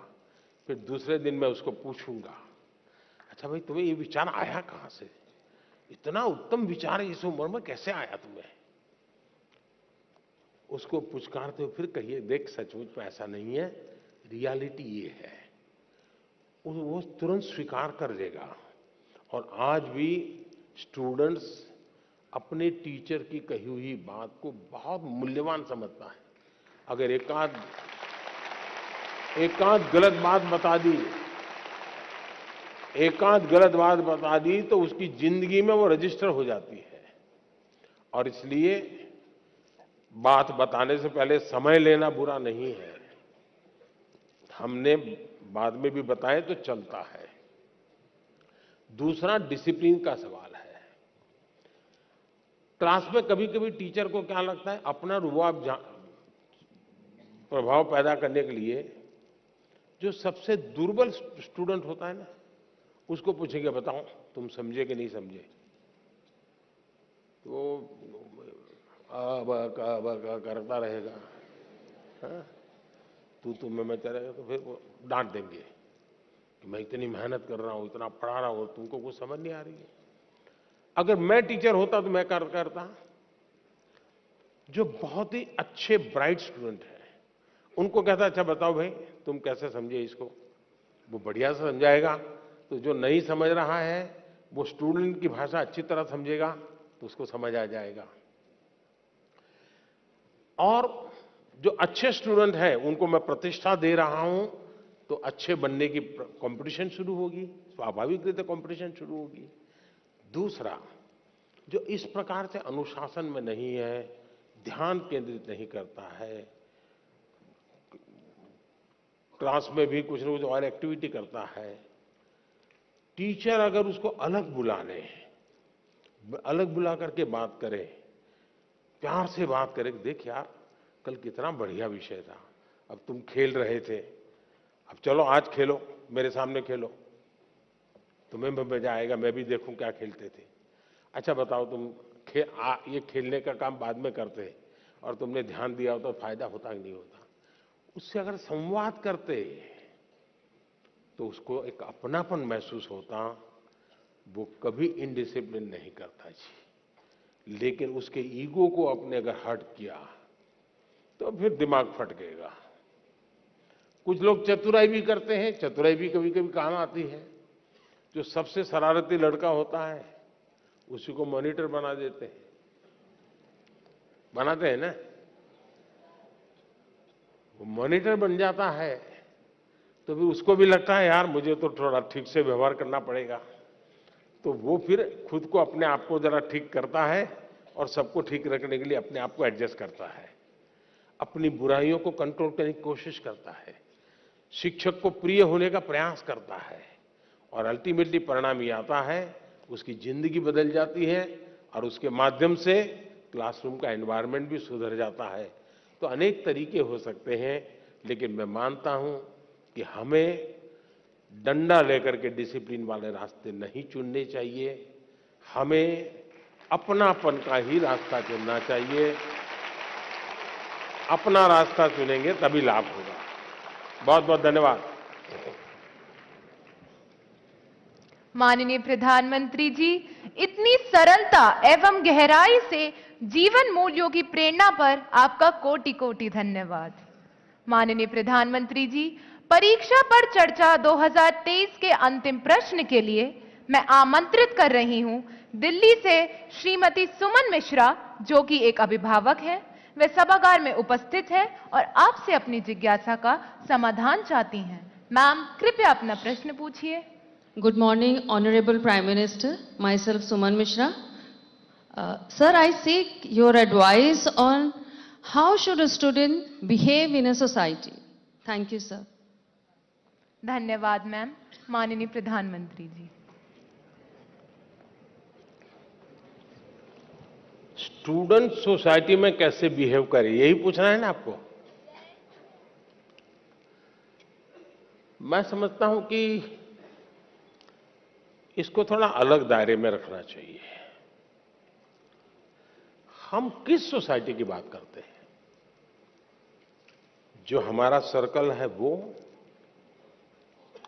जिनके बीच हम बैठते उठते हैं, कभी अच्छी बुरी बातों में टाइम बिताते हैं, टेलीफोन पर घंटे बिता देते हैं। अगर उस लिमिटेड वर्तुल की बात करते हैं तो आप बच्चे को जैसा कहोगे वैसा, भाई यहाँ जूते पहन करके आओ, यहाँ जूते निकालो, यहाँ इस ढंग से व्यवहार करो, यहाँ उस ढंग से करो, ऐसा आप कह सकते हैं। लेकिन हकीकत यह है कि उसको एक घर के दायरे में बंद नहीं रखना है। उसको समाज में जितना व्यापक उसका विस्तार होने देना चाहिए। मैंने तो कभी कहा था, शायद परीक्षा पे चर्चा पे ही कहा, कहीं और कहा मुझे याद नहीं है। मैंने कहा था कि 10वीं 12वीं की एग्जाम के बाद कभी बच्चे को पहले अपने स्टेट में उसको कहोगे, लो ये पैसे तुम्हें इतना देते हो और 5 दिन के लिए तुम इतनी जगह पे घूम करके वापस आओ और वहां के फोटो, वहां का वर्णन सब लिख करके ले आओ, फेंको उसको हिम्मत के साथ। आप देखिए वो बच्चा बहुत कुछ सीख करके आएगा, जीवन को जान करके उसमें विश्वास बढ़ेगा। फिर वो आपको ये नहीं चिल्लाएगा। और 12वीं का है तो उसको कहो तुम राज्य के बाहर जाकर के हो आओ, देखिए ये इतने पैसे हैं, ट्रेन में जाना है, विदाउट रिजर्वेशन जाना है, सामान इतना होगा, ये तुझे खाना दे दिया है, जाओ इतनी चीजें देख करके आओ और आकर के सबको समझाओ। आपने सचमुच में अपने बच्चों का ट्रायल लेते रहना चाहिए, उनको समाज के भिन्न भिन्न वर्गों में जाने के लिए प्रेरित करना चाहिए। उसको कभी पूछना चाहिए कि भाई तुम्हारी स्कूल में इस बच्चे ने इस बार कबड्डी में अच्छा खेला था, तुम उसको मिले क्या? जाओ उसके घर जाके मिल के आ जाओ। फलाने बच्चे ने विज्ञान मेले में अच्छा काम किया था, तुम जाकर के मिल के आए क्या? अरे जाओ जरा मिल करके आओ। उसको उसका विस्तार करने का उसको आपको अवसर देना चाहिए। उसको आप ऐसा करना चाहिए, वैसा करना चाहिए, ये करना चाहिए, वो नहीं करना चाहिए, कृपा करके उसको बंधनों में मत बांधिए। आप मुझे बताइए, कोई ये फरमान निकाले कि अब पतंगों को, पतंगे बोलते हैं ना, हैं? पतंगों को यूनिफॉर्म पहनाएंगे तो क्या होगा? क्या होगा? कोई लॉजिक है क्या? हमें बच्चों का विस्तार होने देना चाहिए, उनको नए नए दायरे में ले जाना चाहिए, मिलवाना चाहिए, कभी हमें भी ले जाना चाहिए उसको। हमारे यहां छुट्टियों में रहता था कि मामा के घर जाना, फलानी जगह पे जाना। ये क्यों होता था? इसका अपना एक आनंद होता है, उसके एक संस्कार होते हैं, एक जीवन की रचना बनती है। हम अपने दायरे में बच्चों को बंद मत करें।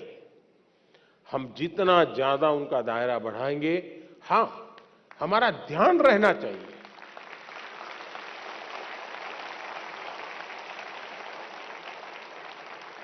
हमारा ध्यान रहना चाहिए कि उसकी आदतें कहीं खराब तो नहीं हो रही है, कमरे में खोया हुआ तो नहीं रहता है, उदासीन तो नहीं रहता है। पहले भोजन पे बैठता था तो कितनी हंसी मजाक करता था, आजकल हंसी मजाक बंद कर दी, क्या प्रॉब्लम है? माँ बाप को तुरंत स्पार्क होना चाहिए। ये तब होता है जब बच्चों को वो एक अमानत के रूप में ईश्वर ने उसको एक अमानत दी है, इस अमानत का संरक्षण संवर्धन उसका दायित्व है। ये भाव अगर होता है तो परिणाम अच्छे आते हैं। ये भाव अगर होता है मेरा बेटा है, मैं कहूंगा वही करेगा, मैं ऐसा था इसलिए तुझे ऐसा बनना है, मेरी जिंदगी में ऐसा था तेरी जिंदगी में ऐसा होगा, तो फिर बात बिगड़ जाती है। और इसलिए आवश्यकता यही है कि खुलेपन से हमें समाज के विस्तार की तरफ उसको ले जाने का प्रयास करना चाहिए, उसको जीवन की भिन्न भिन्न चीजों में जुड़ने के लिए प्रेरित करना चाहिए। मैं तो कभी कहूंगा कि मान लीजिए आपके यहाँ वो सांप छछूंदर वाले लोग आते हैं, कभी बच्चों को कहो भाई तुम जाओ इसके साथ बात करो, वो कहाँ का रहने वाला है, कहाँ से निकला, इस धंधे में कैसे आ गया, क्यों सीखा, चलो मुझे समझाओ, वो उसको पूछ करके आओ, उसकी संवेदनाएं जग जाएगी जी, वो क्यों ये काम कर रहा है, जानना सीखना सहज बन जाएगा। कोशिश करनी चाहिए कि आपके बच्चों का विस्तार ज्यादा हो, वो बंधनों में न बन जाए, उसको खुला आसमान दीजिए, आप उसको अवसर दीजिए, वो समाज में ताकत बन के उभरेगा। बहुत बहुत धन्यवाद।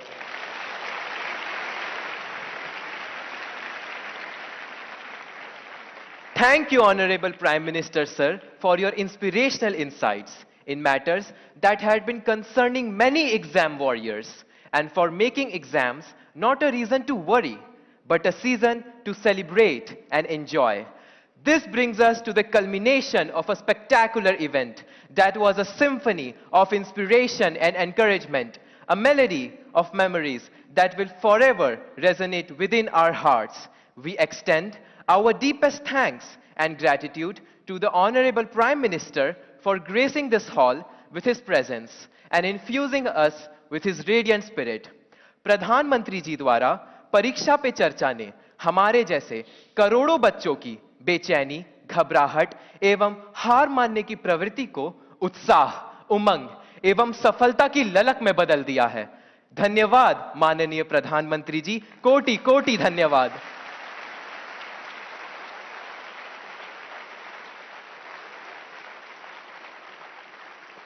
आप सबका भी बहुत बहुत धन्यवाद।